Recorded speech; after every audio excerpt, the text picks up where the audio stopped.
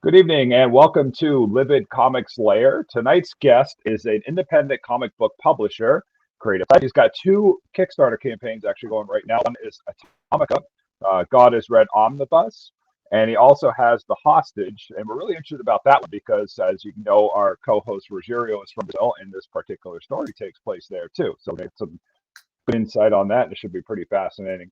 So please welcome our friend, Mr. Sal Abbinanti.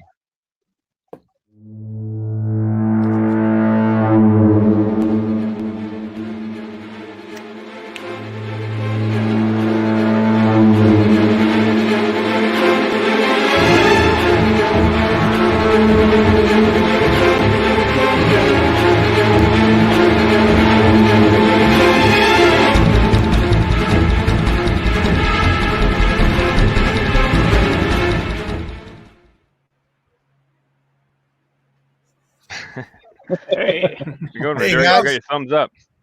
Here we There you go. go. Welcome back, Rogerio. Welcome, Sal. Thanks for having me, guys. I appreciate it. That's That's awesome. exciting. Yeah. Yeah. Looking forward to having you. Anybody with a spinner rack in the background's automatically in, so you did it. Yeah, that's one of those, I keep meaning to move it and it's been there. So, It's and then back. now, yeah, I love it because that's Yeah. how I Nostalgic. comics was, spinner racks. So, yeah. Yeah. Yep. Joe and I talked about, we got a spinner rack for our con table. Even we had it set up just because, it's just nostalgic and same They're thing, cool. I Yeah. love them. Yeah. Yeah. They're But hard to get now, Oh, yeah. I mean, you want the vintage ones. They make the other ones, but the vintage ones are very cool. Oh yeah, I had to buy one of the other ones. I didn't. The vintage ones are nearly impossible or very expensive at this point to get a hold of. But Yeah. yeah. It costs more to ship them than it does to buy the damn things nowadays. Oh yeah, for sure. Shows up and it's a mangled mess, and you're like, "What the hell is this?" Yeah. Yeah. It's tragedy. Then your heart breaks because it's 50 years old and it got destroyed, right? So, That's right. That's right. Yeah. Oh yeah. jeez. it's in coffee truck or something. Yeah. Well, I walked out into the garage to my garage and saw my son, playing with the spinner rack pieces, and I'm like, "What the hell are you doing?" Like, I was like, "Put that down." Like, it's my own fault for leaving it out, but I'm like, there better not be any pieces missing. Right. Yeah. But no, that was cool. I think people dug it at the con. We had a bunch of different titles in there from other indie artists we were trying to support. So Yeah. it's cool. But we were talking offline about how it's important to support other indie, and that was what we wanted to do at our con table. We had a whole section of other indie creators on our spinner rack just to get their name out there. So it's important, man. I think more than ever. I mean, I tell people, I whenever I talk to other creators or people that are, whatever stage of the business they're in, it's like we need indie publishers more than ever. I mean, we need indie artists, indie writers more than ever because, the bigger companies are just getting more distilled down to. They're interested in the licenses. They're not interested in the artists and the writers. They're interested in the actual characters that they own. So as an artist, it's important for you to get out there and we need the new material, man. We need the new stuff. We need a fresh, a breath of fresh air because I don't know. I mean, I like Marvel and DC just like everybody else, but to me, that stuff doesn't stir your soul the way you get hit with something from an indie title, Yep. So when people say they want to get into comics, I say, man, publish your own book. I mean, there's no reason why you can't anymore. It used to be difficult. I mean, you'd have to print 100,000 copies and you needed, $50,000. And then, those days are over. You could do desktop publishing now. You could print, as many as you want or as few as you want. Yep. And, it's all the process has gotten a lot easier. For sure. And there's so many different printers out there now too that you can use that have, you could do a minimum of 10 if you wanted. Exactly. You could literally print 10 of your comic books and just have them. Yeah. I mean, there's some I've seen where it's like a minimum of 5. Yeah. Print 5 books. And again, the first stuff is going to suck. It's not going to be very good, but that's okay because it's a process. I mean, if you look back at your work from 5 years ago and you love it, then something's wrong. You should always feel you're evolving. Your work should always be like, oh God, when you look at that stuff. And if you don't feel you're getting better or your work is changing, then you're not working real hard then. So you put the first couple out, and yeah, it can be hard. It can be daunting because, we were talking about this a little bit before. It's one thing to be a critic, and everybody now, because of social media, is a critic. But then once you say you're going to put your ass on the line and it's like, okay, here's my work. Now you're open to, criticism, and people are going to take shots, but that's okay. It's part of it. So what, if it's any good, no matter how it is, people are going to always have an opinion. So what? Yeah. Right. It's the right mindset. Yeah. So I'm curious about your experience here in Rio de Janeiro, Brazil. Yeah. Like, what brought you here in the first place, and how did you deal with the language barrier at the beginning? Because not many people here are fluent in your language. So how did you get on at first? My roommate in college was from Brazil. He was from Rio, and we just became really good friends. He spoke both Portuguese and English, and he asked me to go home with him for spring break. He's like, "Hey, would you want to go to Rio and come?" And I was like, "What was I going to say? No." So it was just about getting the money together for the flight, and I went there like the ugly American college kid, starry-eyed, and it changed. Honest to God, Rogerio, is that how you pronounce your name? I don't want to mispronounce it. Yeah, don't worry about that. Rogerio, I don't even know my Rogerio. No, it changed my life. My experience in Brazil changed my life. I went there and I was just a starry-eyed American kid, and when I went to Rio and I experienced the people, the culture, the food, I grew up in Chicago anyway. I grew up in the city, so I was comfortable with the city. But when I saw, I spent about 5 weeks there the first time in Rio, and it changed my life, man. And as an artist, that's what you hope for. You hope for something that'll really kick you in the ass. And Rio really kicked me in the ass. The beauty, but yet also the poverty, the lack of middle class that I saw, the street kids, the volume of the street kids, and some people there that had so much and some that had so little, but yet the food, the music, the people, the beaches, the nightlife. It was just like it blew me away. I was like I was Blade Runner. I was like I was on another planet. And when I took it home, I was never the same when I went home. So, but as an artist, I always knew, I said, as an indie creator, there was something there I wanted to do about Brazil, about my experience in Brazil, about what it did and how it kind of helped change me as an artist. And you were here back in the 80s, weren't you? I was there in 87. I was there twice. I was there in 87 and 88. So it took some time to mature the idea. Well, I started to lay it out in the early 90s, but I didn't really know how to put a comic together. I knew, but so I started to cultivate a lot of ideas. We started to go to a lot of these street fairs, and I started to just kind of explore the city because I lived with a family. I wasn't there as a tourist, so I was able to kind of explore neighborhoods and see parts of Rio that most tourists wouldn't see. We went into the favelas. We went into the neighborhoods. We experienced a lot of the different, I saw a lot of the religions that were, when we were there over New Year's, and how New Year's, what a religious holiday it is in Rio with the Umbanda and the different religions, how they have their offerings on the beach, and they put the boats with the candles in them and they set them out to sea. That stuff blew me away. I couldn't believe it. And so I just always thought, there's something there that I want to say. There's some type of graphic novel that I want to do without patronizing the situation, because the situation I saw with the street kids changed my life. It really just, because I came from a big Italian family, and to see all those kids, those living on the street, it just, it blew me away. Yeah, I know that you've been getting some criticism because you're not from here, which I think is bullshit. Because you have the type of point of view that we don't. Because some things happen here, we do take them for granted. Sometimes this is just what we need. Some outsider to reinterpret our reality and then bring that reality to to our faces. I think your works just did that. Well, thank you. I wasn't offended by it. I knew that one of the first things I did was I knew I wanted to do a Portuguese edition because I knew how big the comic market was in Brazil. What is it, CCXP, and there's different shows there that are these huge shows. And I know when I was there, I saw, that they were reading American comics. There was, and so I thought, you know what?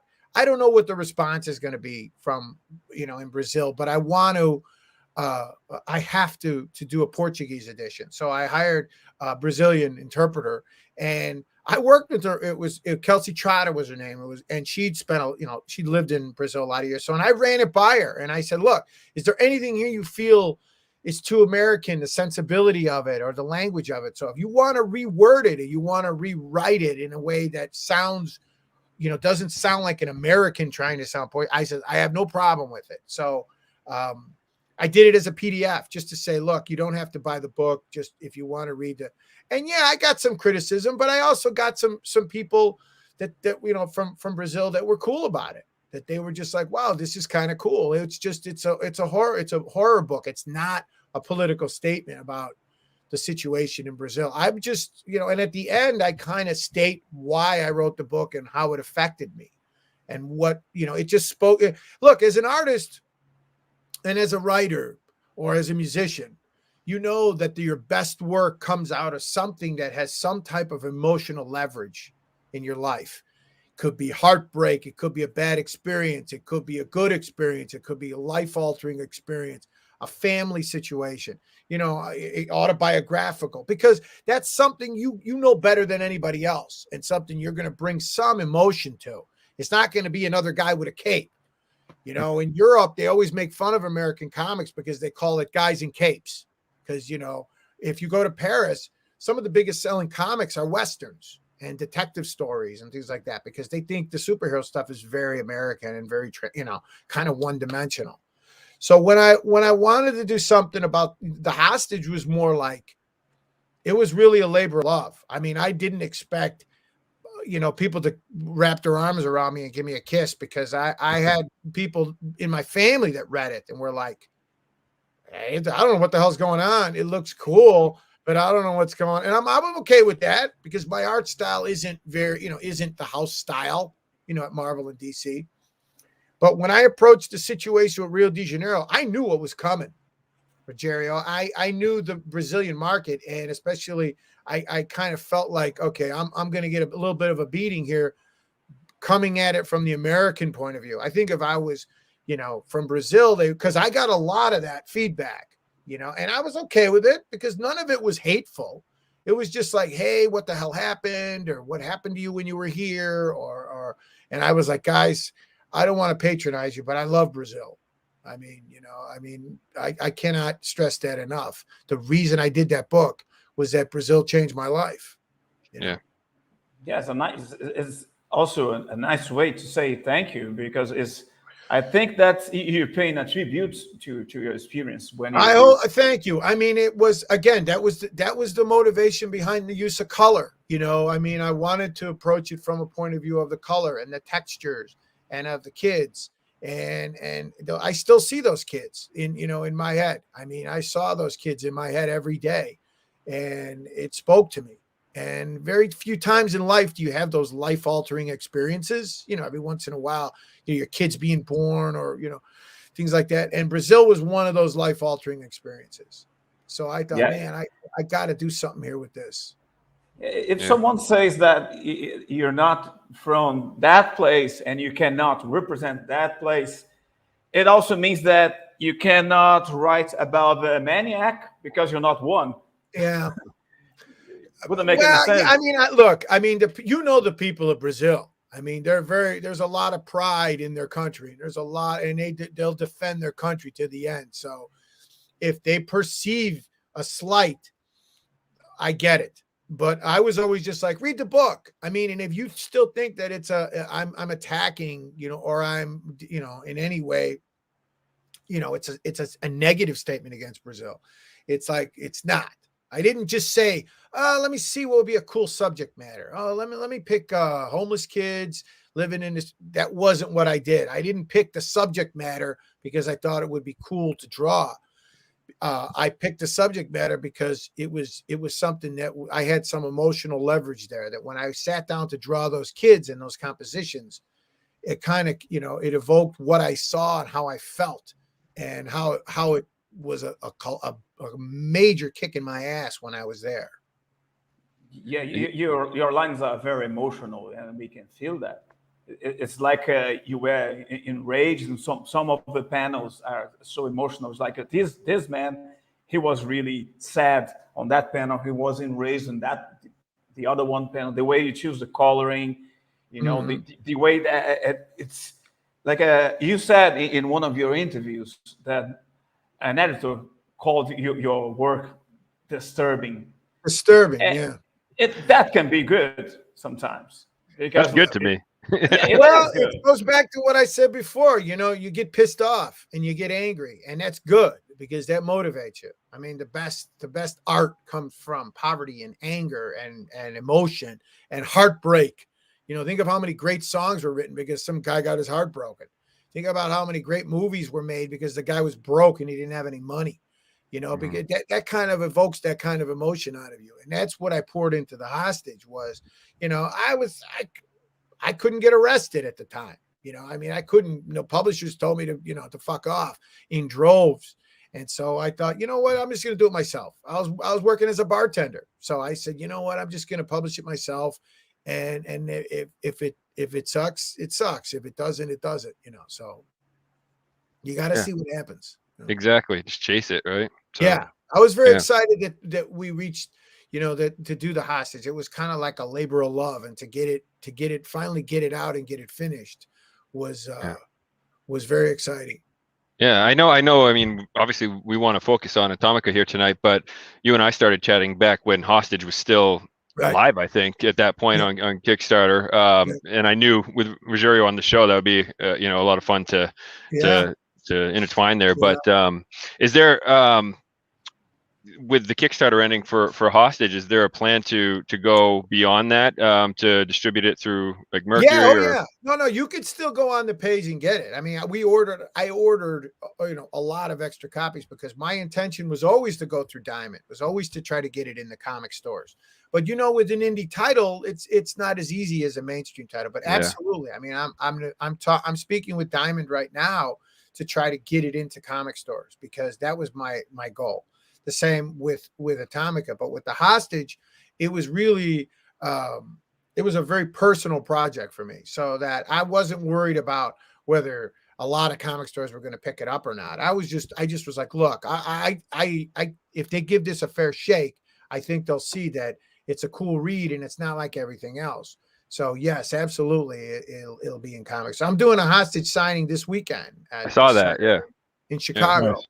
And it's exciting, because part of the package with The Hostage was, you give extras and a lot of that. And a lot of it were stickers, the Brazilian flags and different things like that. And I researched some old historical landmarks of hotels and different things that are gone now from Rio, from the 20s. And I made, I wanted to introduce some of that in there just to say, hey guys, this wasn't just a one-trick pony here. This was something that I felt very closely to. So yes, absolutely. I hope to see it in as many. I hope they pick it up. It's tough when you do an omnibus or you do a hardcover because it's not as cheap as the regular comic. Well, yeah, that's I mean, I will say I've noticed a lot more a lot more comic stores carrying indie.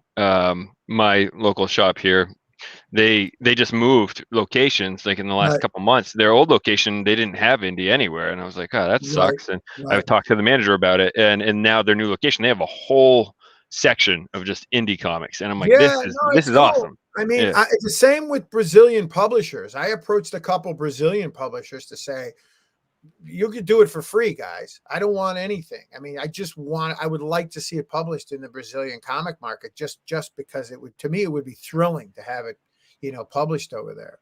And, I heard back from a few. I think they feel it's not as commercial as some of the other American stuff, but it's like, that's okay. I understand.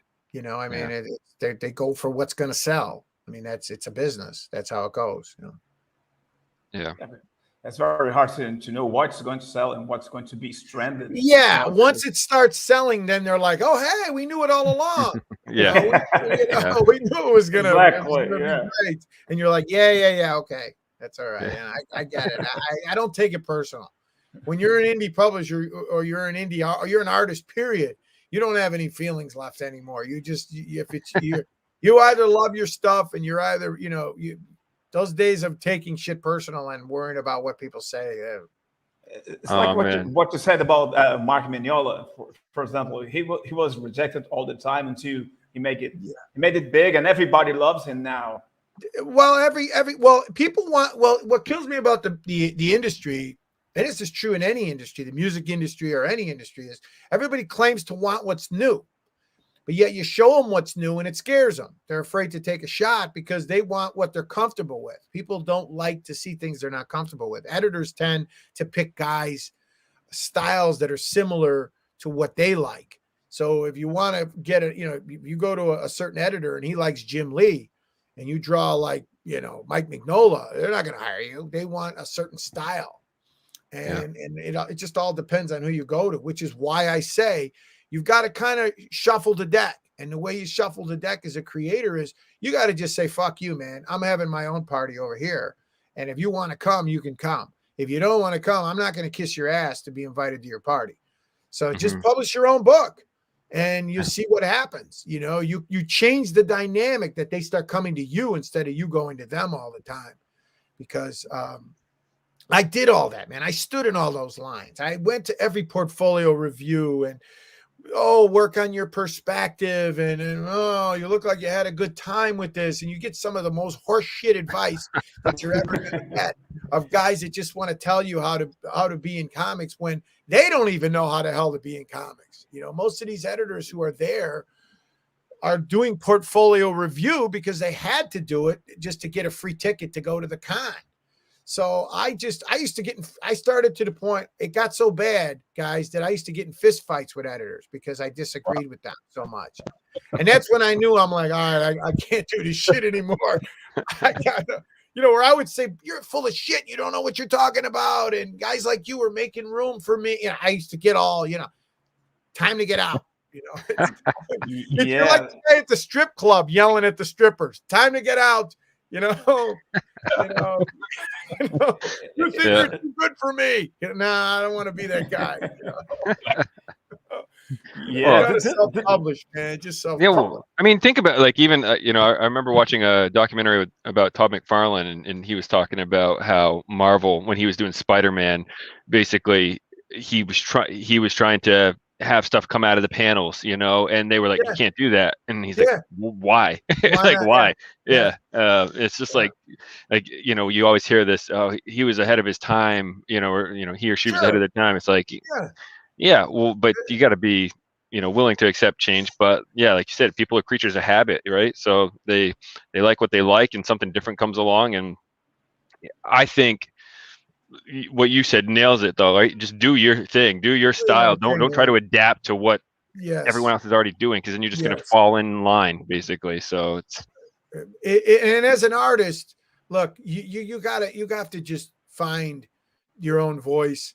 And yes, I understand they got to sell books, and I understand that there's a certain style of what's selling, and that's what they're going to want you to. And there's a certain level of draftsmanship you want to be at. So if you're not any good, or you want to get into mainstream comics, it's tough because you're competing against seasoned professionals.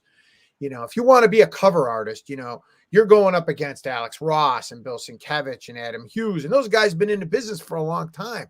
So that's why I say, you know, cut your own path, man. You know, do your own thing, because who are the big artists that are going to be big and are going to be people are going to love 5 years from now, 10 years from now? Right. Where are they now? You know, they're out there doing their own thing, because as an artist, you got to keep moving, man. You got to get better. And the only way you get better is you got to keep working. You know, art is cruel, just, you know, in a way where you can't cheat. There's no shortcut. You know, I mean, that's why, you know, why I'm not a big fan of rap music, because I grew up where if you wanted to have a band that was successful, you had to go in the garage and learn how to play an instrument at the very least. And you had to practice and work your ass off. You couldn't just grab a mic and learn rhymes. And, and I get it. There's talented guys doing that. But when you're an artist and people say, oh, I want to be a comic artist, it's like, you better be ready to sit the fuck down and do a lot of work, and get better and continue to get better.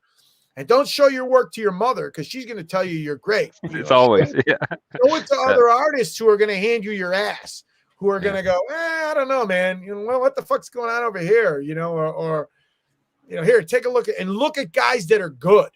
Don't look at guys that I can draw better than this guy. No, look at guys that are great, man. And then that'll inspire you to go, shit, I can do that, but I got to get there first. And then critique, what is it that is so great about it too, right? Like, what are they doing that's drawing my eye, right, that I can pull from? Exactly. Not necessarily copy, but like just see, and you're going to get better, but it's going to take time, I mean, it's going to take time, but there's no shortcut. You can't just say, oh, I want to draw, that's why, Liefeld was so popular because he drew like he was 13, and kids that were 13 thought, hey, I could draw like that. But yet, Rob brought something that was unique just to him, and it stuck. And God bless him, because anybody who makes a living as an artist, I'm like, go get him, man. Because it's not gonna happen to everybody. So when people criticize certain artists, I go, hey, man, if he's making a living at it, go get him. I'm not one. I'm too old to give a shit. I'm just like, hey, good for him. It's nice. It's nice that you mentioned Bill Sienkiewicz. Yeah. I'm butchering his name, but it's all right. No, you got it. Sienkiewicz, yeah, thanks. I remember in the early 80s, there was a graphic novel, one of the few, very luxurious edition here, and I saw that cover. It was a Daredevil edition, very big. Sure. When I saw that cover, the style, everything was so different from everything that Marvel and DC were doing at the time. And I said, fuck, what is it? And then I opened the first page, and I had to save money very quickly because I knew that I wouldn't get that if I waited for too long. And it was an instant hit. Yeah. I don't know what happened to them at the time. The thing is, I learned later that he was already an established artist, and someone in Marvel wanted to do something with him for a long time, and then he the only hero that he liked was Daredevil, and then they gave it to him. Right, and that was really that blew me away because it was like how would I say, so exaggerated, so artistically. It was nearly as a shock for me seeing all that red, and, those colors. Nobody was doing it, and I don't know why they didn't do something similar with other artists back in the 80s. I know that they hired Moebius, but Moebius in the same way. Moebius didn't want to do Silver Surfer, but was a personal invitation from Stan Lee, and he couldn't miss that. But after that, that was gone. It took 20 years for Marvel to get Adventures again. Yeah. Do you have any? I know you talk to him a lot, but do you have any inside story about that? Bill wanted to. Bill tells a story all the time. Well, not all the time, but anytime I pick his brain, because Bill is a tremendous influence on me. I mean, I can't say that enough. I mean, I've stolen more and learned more from Bill probably than anybody other than Kirby, because what I learned from Bill was there's no limits. There's just different. There's no rules. I mean, Bill, if you ask him to draw the Joker 10 times, he draws the Joker different 10 times. Depending where he's at that moment. And that's kind of what I got from Kirby, which is it should be a product of your imagination. You don't have to necessarily need to say, okay, what does the Joker look like? You could just say, okay, how do I see the Joker? But Bill did Moon Knight. He started with Moon Knight, and he was compared a lot at the time. The ace, the Mount Rushmore in the comics was Neil Adams, and he was compared. You know, some idiots gave him some criticism that he was Marvel's Neil Adams, and Bill took a lot of he resented that a lot, because Bill's a very tremendously prideful, talented guy, and he was like, well, what do you mean I'm you know, a Neil Adams clone, so to speak? So he just kind of reacted to that to say, okay, no, this is what I wanted to do. He always wanted to do painted stuff, and I don't think the editors wanted to break out of their comfort zone. And Bill just said, no, this is what I'm going to do, and this is how I'm going to do it. And so they gave him some slack, because he had already done a tremendous run on Moon Knight, and he was already, you know, I mean, he was obviously, you know, a huge name in the business. So, but there was no going back after that. He was Bill Sienkiewicz, you know, and he kind of changed the way we approach comics and we look at comics. I mean, there's pivotal moments of him and his work that I discovered that I had to reevaluate who the hell I was as an artist, because you know, there's stories of that with Jimi Hendrix, you know, where Eric Clapton, when he was over, or the Beatles, when he was touring England and they saw Hendrix for the first time, they had to rethink what the hell they were doing after they saw Hendrix. That's how I felt about Sienkiewicz. When I saw Moby Dick, I don't know if you ever saw his Moby Dick graphic novel. When I saw, you know, Stray Toasters, and I saw what he was doing on New Mutants, I felt like I was at home. I thought, oh my God, there's a guy out there that kind of doesn't feel he has to draw the character the same way every time. And so I owe him a tremendous, there's a tremendous, you know, gratitude and debt that I owe him. But Bill's his own guy, and he doesn't really, it's kind of what we talked about before. Bill doesn't have a choice. Bill has to do it that way. He can illustrate it any way you want. I've seen him do commercial illustrations where he could do photorealism, like it's just dead on. Bores him. Bill could do a lot. He can work, you know, he does a lot of work in the movie business, in the gaming business and stuff, and he does tremendously well with that. Bill always winds up coming back to comics because that's his love. He loves comics. But yet, as a commercial illustrator, he can call his own shots anywhere he wants. But you know, you got to kind of address that need, that niche. And for Bill, it's always been painted comics. That's what Alex. When I talk to Alex Ross, he tells me that's who kind of led him down the path to do painted comics, was Bill Sienkiewicz. Wow, that's awesome. The great thing. Oh, sorry.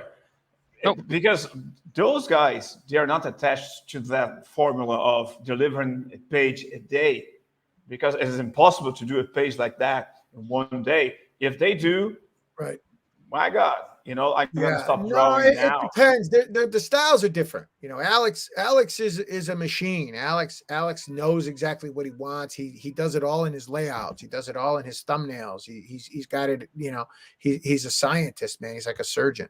Bill's much more cerebral. Bill will lay it out, but Bill will interject lots of ideas of where he's at, and it's kind of it evolves. It takes on it takes on a life of its own a piece. When you see where he starts to where he finishes, and every time you think he's finished, he'll just all of a sudden take out a white marker and start. You know, I've seen him do commissions where you think he's done, and all of a sudden he takes out a white, you know, touch-up marker and starts going like this, and you're like, whoa, you know, or he throws coffee on it, or he you know, he'll splatter on it, or he'll do something. And it's always kind of what he told me that I never forgot is, he says, as an artist, always try to surprise yourself. You know, always try to go somewhere where you didn't see yourself going and try it. And each piece, you treat it almost like an experiment. And if it doesn't work out, you know, it's not like jumping out of an airplane where someone's going to die. You just go, you turn it over and you do another one, you know? Yeah. Yeah. Well, I want to talk about Atomica because when you mentioned Kirby earlier too, and I saw in another interview he was a big inspiration for the style in Atomica, correct? Mm-hmm. So obviously that's the main thing going on for you right now. We got the Kickstarter going live; it's doing really well. Very excited. So I definitely want to talk about that. I mean, this thing is massive, and I'm excited to get a copy of it because I wasn't reading comics at the time back when you initially did this. I had been out of the game for a bit, so to see this now, I'm like, damn, missed out, you know. But so let's, you know, chat about that for a bit here, because Kickstarter has 15 days left. Got almost 400 backers already. Do you want to just give a quick rundown for anyone watching here? What is Atomica about? And we'll go from there. You were growing up in the 70s. Russia was always the evil empire. You know, they were the bear, the Russian bear. They were our big enemy, and they were always painted as such. So I just always thought it was a cool setting for a comic. You know, the Soviet Union, and growing up, I discovered Kirby through New Gods. New Gods was a book that when I got sick once, I had the measles, and my mother said, "Hey, go buy your brother some comics. Your brother reads comics." So my sisters, true story, my sisters, to save money and not go to the drugstore, they stopped at like the secondhand shop, and they bought me comics that were like in a box on the floor, because then they were going to save the money, you know. And New Gods, they brought me 3 issues of New Gods, the Hunger Dogs, and it was ratty, old, beat up, you know. And I got them, and I was all mad because at the time I was into Thor with John Buscema and John Romita and Gene Colan and the Marvel style, you know. It was very slick, and you know. And then I read New Gods, and it changed my life, man. New Gods was like it was just something that just came out of right field. It was just like it was like brown acid at Woodstock. It was just something that I just saw it, and I thought, holy shit, this is what I want to do. I mean, I knew my path in life when I read New Gods. I mean, so when I decided to do Atomica was when I was at that stage that I was fighting with editors, and I couldn't get arrested, and I was always going to cons and, you know, get my ass handed to me. So when I decided to do a book, my own book, I said, fuck it. I'm going to do what I like, which is I'm going to kind of filter New Gods through Thor, which is John Buscema was my hero, and put out my own book and do it about this, you know, the god of the 20th century. So as I started to research the Soviet Union, when they created the Soviet Union, they told the people all religion is outlawed. The state is your religion. Religion is counterproductive to the state. So the state will solve all your problems. So in a sense, they created a god, which was technology. And that's where the way we live today, our phones and our computers and everything, was going to solve all our problems. Well, we know it hasn't, but that's kind of where the idea for Atomica came from. And then I was just really pissed off. I was really angry at the comic book business as a whole and deflated. So I put all my angst and my what little money I had, and then into Atomica, and I did it as a limited. I didn't see it as a book that was going to go on. You know, I didn't see him as Little Lotta, where it was just going to be the adventures of Atomica. I saw it as a 12-issue story that was meant to have a beginning, a middle, and an end. And because he's in power now, he's the god of the Soviet Union. All the other mythological Russian gods are now dying because they're not getting worship. So they want it back. So he's battling the mythological gods of Russia. It's not political. It's not religious, even though I get hate mail all the time calling me comrade. And I'm like, I'm in Chicago. I don't know what the fuck you're talking about with comrade, you know? And this title is God is Red. People are like all mad at me. Like, oh, have you read, you know, Christ wouldn't be happy. I'm like, Christ doesn't know who I am. Don't worry about it. He's not pissed off about comic books. Trust me. Christ isn't worried about my Kickstarter campaign because it says God is Red. He's okay with it. It's just a comic, you know? And so, but God is Red was what the Soviet Union told the people of Russia, which is we're your God. He's, you know, and it's just a metaphor. So I met Andrew Dabb, who was also doing some work at Vertigo at the time. He was kind of not thrilled with his treatment at DC. And so we started talking, and I kind of pitched the idea to him, and he's like, yeah, let me see some art. And so I just went home and I started going, and I got about 3 issues in, and I sent him some Xeroxes, and we were off and running. That's great. Yeah.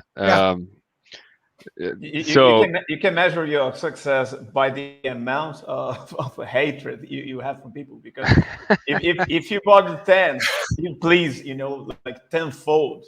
So it's great. I'm looking forward to the day that we going to get those kind of haters, because they help us to promote. They really help us to promote, because they go to a big forum. I wasn't living on the street. I wasn't living out of the back of my car.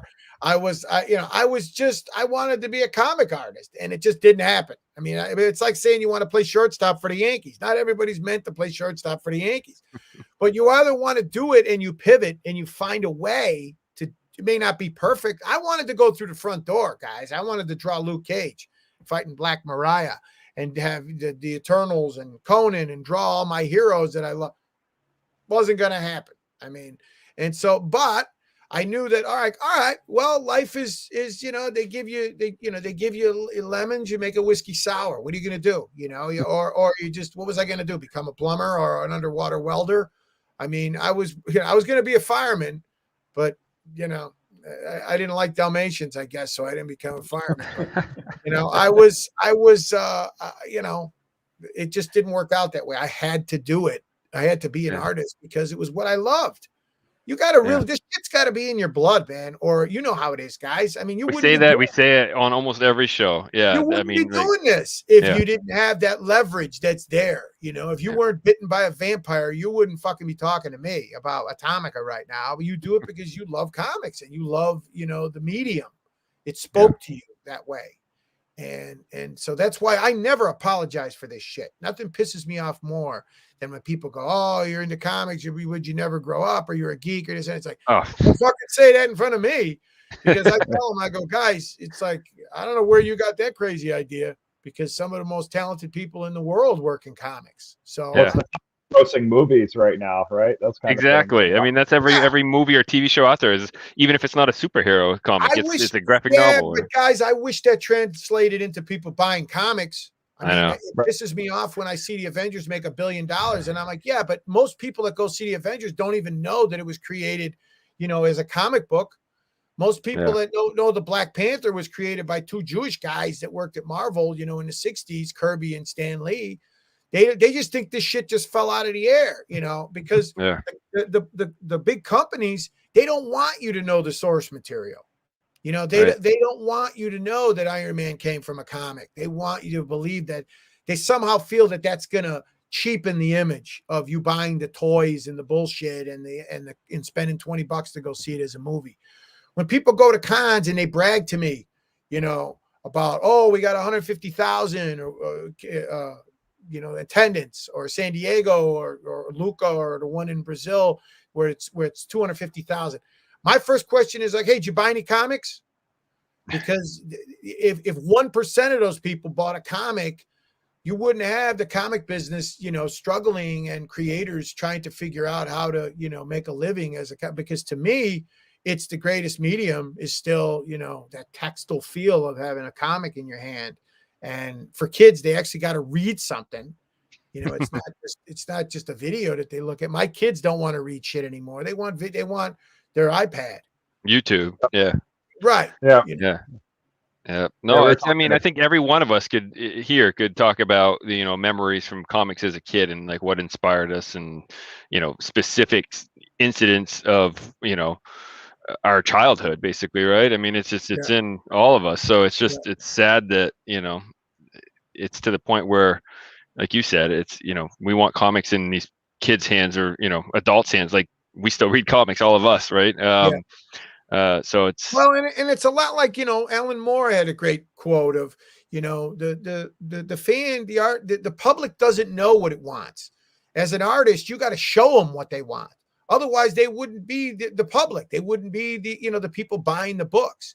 So as a creator, you got to go out there and you got to show them. You can't, wait and go, oh, well, I don't know, or it's this or it's that. It's like, it's like they want those creative ideas. They want that new stuff. So that's why I always tell guys when they, anytime anybody asks me, oh, how do I get into comic business? I'm the wrong guy to ask because they told me to go fuck myself. So I just published my own book. Gotta find a printer and you're in. Yeah, in some ways, I'm glad they told me to go fuck myself because I mean, I'd rather do my own thing than just say, all right, you're right. I took advice. What am I going to take advice from these assholes? I mean, Led Zeppelin 1, Rolling Stone gave it a horrible review, the first Led Zeppelin album. Man, what did that mean? Right. Stanley Kubrick, and Alfred Hitchcock never won an Academy Award. I mean, how is that possible? When everybody bitches, oh, this guy didn't win an Academy Award. Alfred Hitchcock never won an Academy Award, and it's like, what? And neither did Stanley Kubrick. So exactly. I mean, Edgar Allan Poe lived in poverty his whole life, right? He died and then he got famous after he's dead. It's like you can't. Yeah. I mean, it's Jack Kirby never saw what his stuff became. He never saw.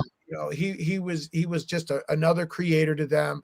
And look, if they'll fuck over Jack Kirby, they'll fuck over anybody else. Jack Kirby's one of the greatest artists, creative minds of the 20th century, in my mind.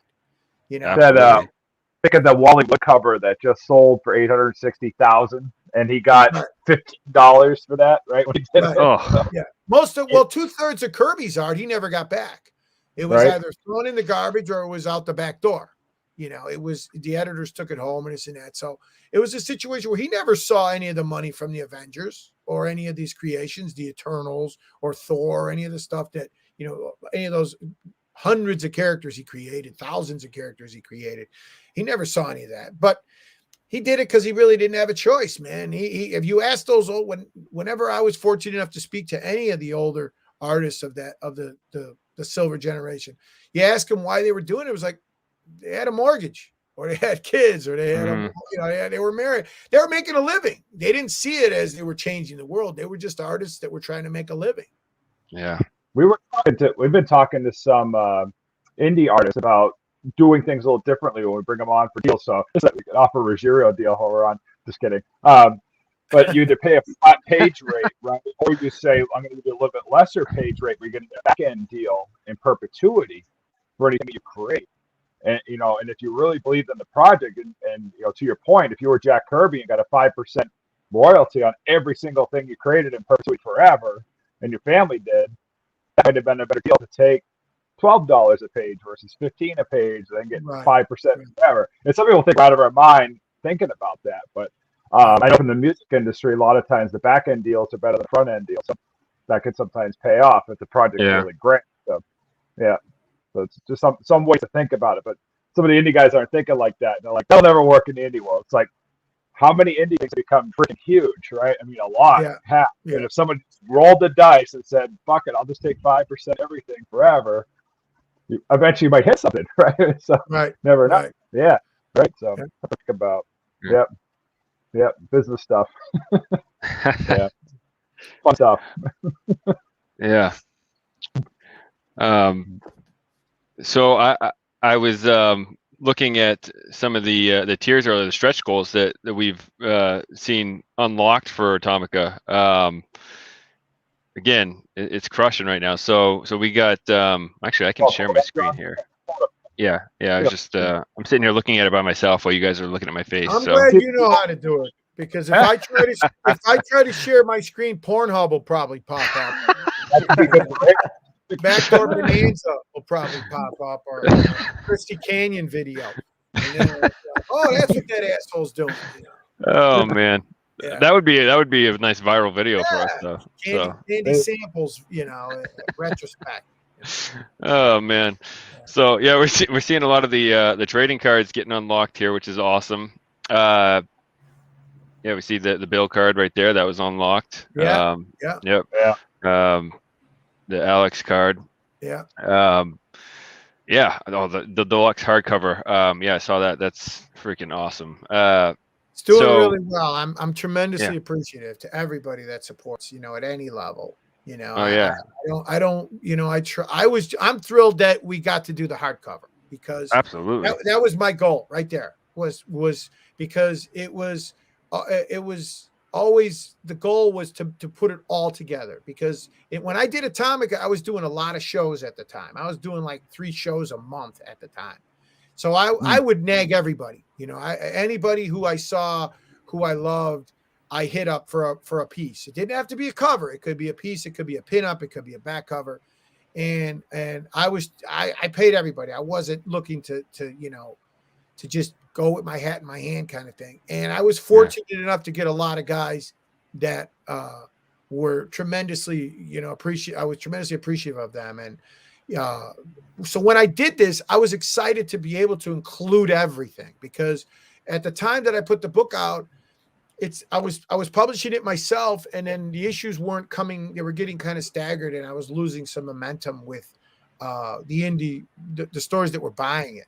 So some of the later issues, especially the second half of the series, didn't get nearly as much coverage as the first 2 or 3 issues. So, and then I had some pieces that just didn't make the cut. Artists delivered them to me after the book was already out. So I had Darwin Cook, and I had, Ernie Chan and Gene Colan and, Michael Turner. And these are pieces, these guys are deceased. These guys passed away. So I felt like, wow, I really want to show these pieces. And there's a lot of tremendous like filler material in there of these great images that are all included in this package. If you just buy the hardcover, you don't have to pay any extra for, all the Alex images, all the Bill Sienkiewicz images. I mean, Tim Bradstreet is in there, and Travis Cheris did a great piece for me, and Steve Rude and Gary Gianni, and, Lucio Perillo and Claudio Castellini. I mean, these were guys that did some tremendous stuff for this. And I'm like, guys, my goal is just to let's put it all in one book, because once I'm done with this, I'm done. I mean, I might go back and revisit Atomica years from now, but this was a labor of love that's been sitting on the shelf. And I felt like, what? I never did it as an omnibus, and I never did it as an incomplete package. So this was published originally in Eastern Europe, because they approached me about it for obvious reasons, about putting it together. And so they were like, can we have all the files, and can we have all the material? And I was like, yeah, of course. So I gave them everything. And then we also added a supplemental material in the back of all the backstory of these mythological characters. It gives you the history and the breakdown of all these different characters that appear in the book. Awesome. So this is the whole Megillah. This is that fat chick at 2 a.m. Well, I'm excited to get the fat chick. This is that ounce of weed you find at the Foghat concert on the floor, where you're like, hey, where'd this come from? All I can picture right now is my wife upstairs hearing me just yell out. Right. Yeah. No, this is everything. So the stretch goals are nice. They're great. I mean, it's part of what people really want in Kickstarter. And I did it with the hostage, where, the extra stuff is great. But to me, my initial goal was, guys, we got the hardcover down. So I'm thrilled with everybody. It doesn't have to be, they bought the big package. If they buy the book itself, I guarantee they're going to get something really cool. Yeah. Well, clearly, I didn't even realize you could see this until I shared it, but at least you can see that I'm a legit backer here. I backed $150. So. Well, thank you. And then I have levels where I believe it's important to include artwork, original artwork. So I do an original piece of art, for like a really low tier level, because I did with the hostage, I did a lot of these hand painted postcards, and or 5x8 type pieces. And I offer also 11x17 pieces and things like that, because, look, this is what I do. And I don't have a problem doing pieces of art and signing and remarking these and personalizing these, because it's like, look, man, I've had real jobs, and signing books and doing remarks is not that much heavy lifting, in my opinion. Right. and look, getting people to, in all frankness, getting people to give indie stuff a shot is tough, because there's a lot of brand loyalty in comics. People have their comics. They have what they like. And to get them to kind of break out of that and try something different, it's not always easy. So, and then I we wanted to show a lot of the artwork so you could kind of get a feel if it's your cup of tea or not. So that's what's cool about Kickstarter. At least, look, you could see it. It's either, if it's not your thing, I understand. But when you go through Diamond, you don't always get you don't always get enough, coverage. You feel you can't really bang the drum as much. You're just a one-page ad in a preview, and the comic store's either got to make a decision, whether he's going to give it a shot or not. With this, at least you can kind of take a look and read and look at it and see some of the stuff and decide whether it's your thing or not. Yeah. Absolutely. So are you responsible for inks, pencils, and colors? I did some of the issues. A few of the issues I inked. Most of the issues are inked by Buzz, by Aldrin Awe. He's a friend of mine, tremendous inker. And then at the time, I wasn't. I didn't really feel confident enough with my chops to paint the book the way I did the hostage. So it was colored digitally by Christina Strain and Beth Sotelo, and lettered by Dave Sharp. He did the letters digitally. So yeah, I was the inking was at the time a friend of mine. Again, if you're not familiar with Aldrin Awe, he's known as Buzz at comic shows.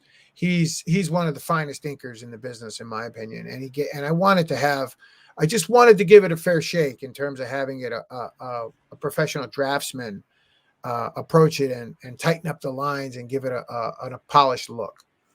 And a few of the issues I inked myself, but most of it is done by Buzz. Yeah, those look great. This 2-page spread looks awesome. Yeah.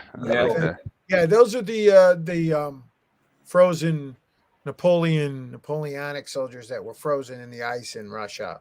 That kind of. Oh, I know all about that. I've read about that. Yeah, come back to life and through one of the gods of Russia raises them to go after him. That's Atomica. That's him as a child. Atomica was kind of like Christ in a way where he was a normal kid, and then when he got to a certain age, then he realized who he was. And his mother is Mother Russia, and he's the son of Mother Russia.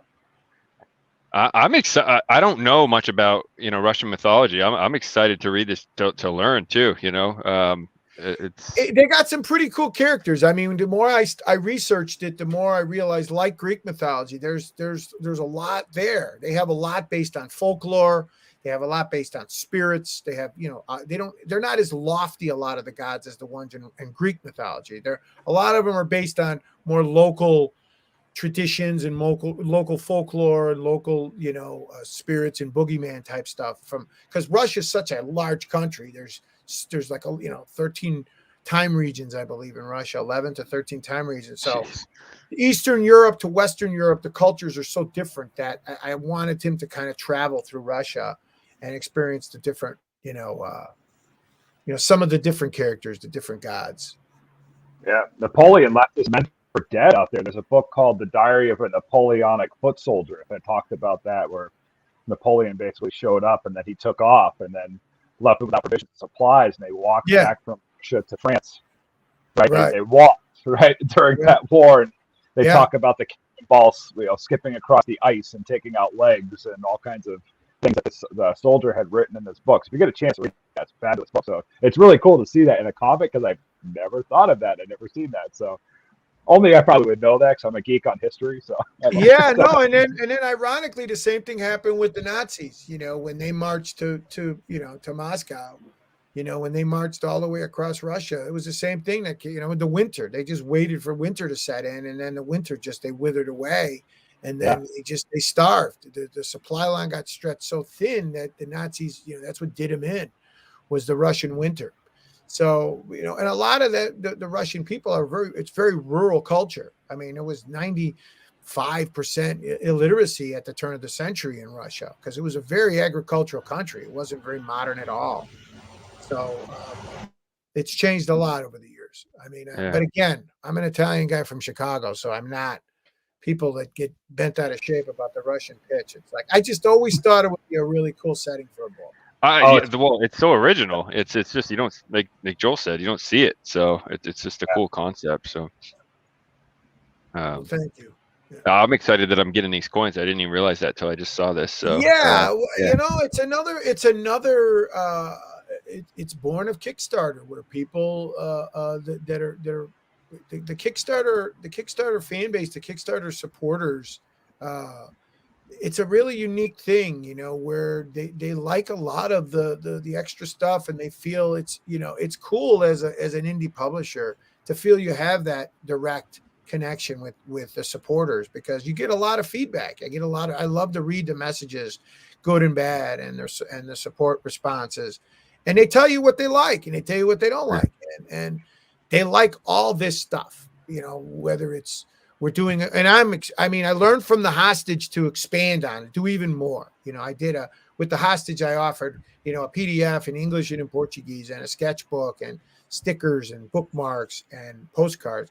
I'm doing that with Atomica and a lot more. We're doing keychains and coins and stamps and, you know, an entire trading card set, because I've got so many great covers and so many great artists contributed that I'm like, guys, let's just do a whole set. Let's not just do 6 or whatever. So let's do them all. So we're going to do 30-something cards, and we're going to, today I talked to them about it. We're going to do an Atomica sketchbook. That's all my layouts and pencils and things like that. So you can really cool. Yeah. I mean, it's like a collector's dream come true, right? Like you get like this awesome hardcover book, and you get stuff that you'll never ever get a chance to get again. I mean, like it's, you know, $150 to get, you know, the book with all this stuff, and you're getting an original, you know, Alex Ross signed print that you only have 35 of these available. It's like, there's only 35 of these available. How are these not gone already? You know what I mean? Like, well, you know, it's a long haul. It's a weird time, guys. It's true. I was a little reluctant to do this now because of the holidays and because of the way the economy is, and with the world with COVID, it's very, you know, things are really kind of up and down. Everything's changing. But I wanted to get this in the can before the end of the year, because the supply situation and the printing situation is just right now, it's very kind of all over the place. Mm-hmm. So I didn't want to put it out in 2022 and then not be able to deliver it before the summer. I wanted to be able to deliver this, because order fulfillment is like 75% of a Kickstarter campaign. Is your order fulfillment? Are you a fulfillment company? Are you doing it all yourself, or what does that look like? I work with my partner Chris Roop, Roop's Comics. He also does the order fulfillment for Aspen Comics, and he did the order fulfillment for the hostage. And I didn't want to even start see, with Kickstarter, you can't start another campaign until your first campaign is fulfilled. Right. So we fulfilled the hostage 100%, with the exception of a few of the international ones that are still on their way, you know, to Australia and some other places where the postal system takes a little longer. But when you go into it, people, you know, I think everybody's got a Kickstarter story, you know, being burned and not wanting to go down that road again, where you don't want to support something and feel like, man, I don't know if I'm ever going to get this, you know? And so with Atomica, I was like, already the files are already uploaded. Everything's already with the printer now. But even then, it's still going to take a few months, probably late spring, before, with these COVID delays, this thing being able to be delivered. But I thought, man, I don't want to let it just go into too far into next year. So I'm like, let's just do it now and see how it goes. And so far, it's going really well. Yeah. Well, I mean, we didn't even have close to the quantity of what you're having to fulfill, and we ran into huge delays. You know, we were telling people, you know how it is, man. It's a lot of work. It's a pain in the ass when you have printers, and there's nothing you can do. The printer goes, well, Sal, don't worry about it. And you're like, what do you mean don't worry about it? I mean, you know, your ass is on the line. You know, I mean, there's like, nobody wants to hear about my bullshit. If I go, oh, guys, the printer told me, people are like, what? Nobody cares. People are like, where's my book? You know? No, it's true. It's true. And we, you know, because initially we were told 7 to 10 days. Oh, you'll get your your copies in 7 to 10 days. And then, you know, we did a run of like 10 copies just to test them, you know, just to make sure everything looked good. Right. And that took like a month. And we're like, shit, like we were told 7 to 10 days. That took a month. And now we still got to do our regular order, you know? So it you got to build bullshit into the schedule because it's unpredictable. I mean, with the hostage, I held my breath. They told me it was going to be here at a certain time, And then all we heard was, oh, it's in a container, and then, oh, it's on a dock, and we can't find a truck to pick it up, and and you're holding your breath the whole time because, you make promises of when it's going to be delivered, and again, people don't really want to hear about your problems. So I was fortunate enough that they were able to deliver the hostage when in the time frame we promised it. But with Atomica, that's why I wanted to start now. So that I can promise it for spring, for late spring. One thing that we did that's a little unique is we'll always send out like a collector's edition up to 100 signed and numbered on our website. And we use the revenue from that to buy the stuff that we're going to use for the Kickstarter. So hopefully we have the issues already in hand before the Kickstarter launches. That was the plan anyway. Right. It kind of worked. But I think it's important to have some major piece of your campaign in place, like you mentioned. And be honest. And be honest, man. I do updates. I do weekly updates. I answer emails. Tell them the truth. If there's a delay, tell them there's a delay. Don't hide. If something happens, tell them something happened. And then offer perks for your fuck up. I'll always offer extra stuff. Say, guys, I'm really sorry about this. And in exchange, we're gonna kick the tier level up to give everybody, this extra item, just as a way of saying, hey man, I'm sorry, you said one thing, because you give people your word and then you let them down, then they're not so quick to come around the next time when you have another campaign or you have another project. I think I'm always throwing in freebies into the things when you get from us. I just pick things around the studio. I'm like, that's cool. I'll throw that in there for them. Throw it in. You give it all. They love that stuff. Stickers and tchotchkes and man, I saw someone on Twitter tweet a picture of a package Joel sent, and I noticed in the picture all the swag, a Livid Comics balloon, and I'm like, you freaking included one of our con balloons in the package. Just threw it in. I had one guy email me. He didn't get one of the bookmarks. I mean, he was pissed, and I'm like, really? You got the book, you got everything else. He didn't get one of his book, and I'm like, here, and I threw it in, and I threw a bunch of them in an envelope, and I just said, give me your address, and I mailed it to him. And I'm like, okay, I understand. We promised you bookmarks. You didn't get them. I'm like, here you go.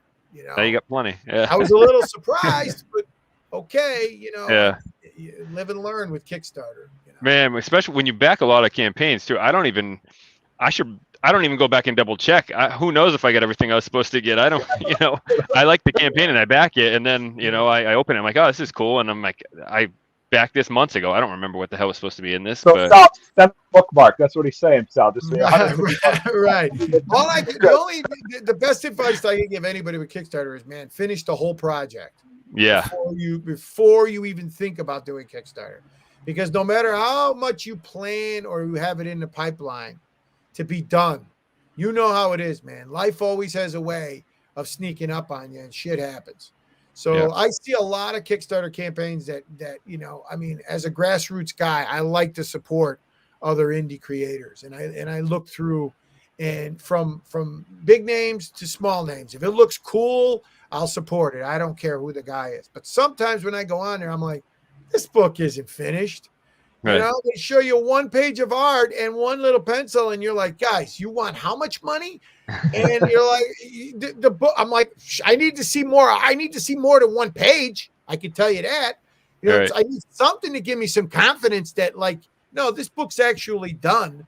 Because if you're waiting for that, campaign to end and go, all right, now we're going to get to work. Sometimes, because 99% of it is just the sweat of doing it. All the rest of the stuff, getting out there and promoting it and all that, that's important, but not as much as sitting down and getting it finished. Yep. And you know how it is when you collaborate.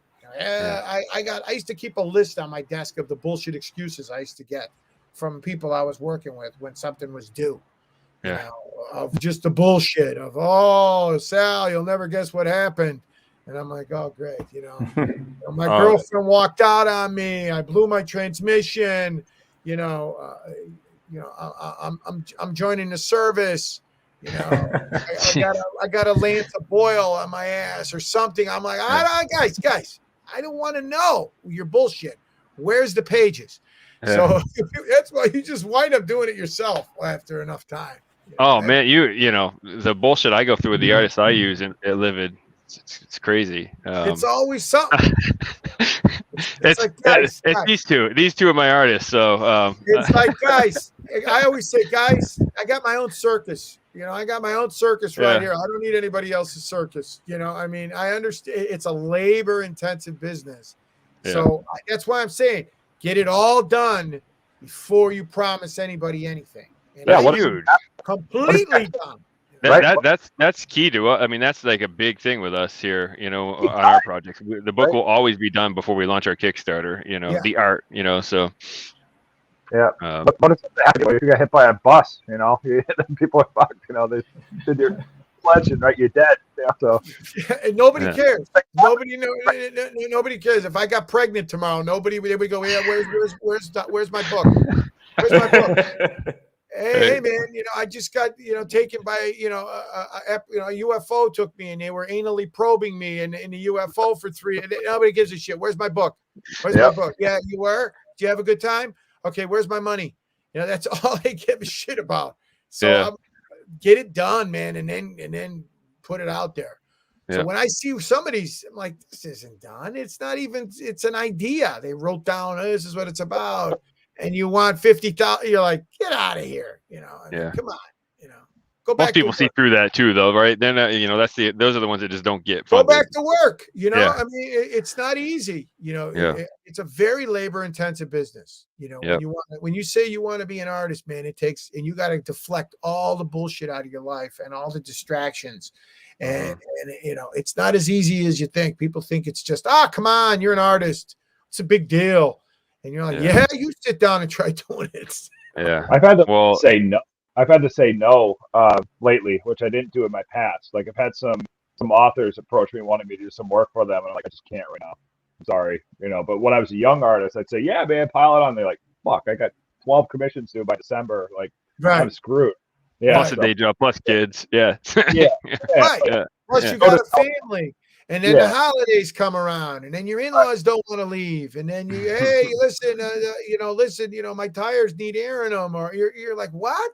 You're trying to get some work done, and you're just like, huh?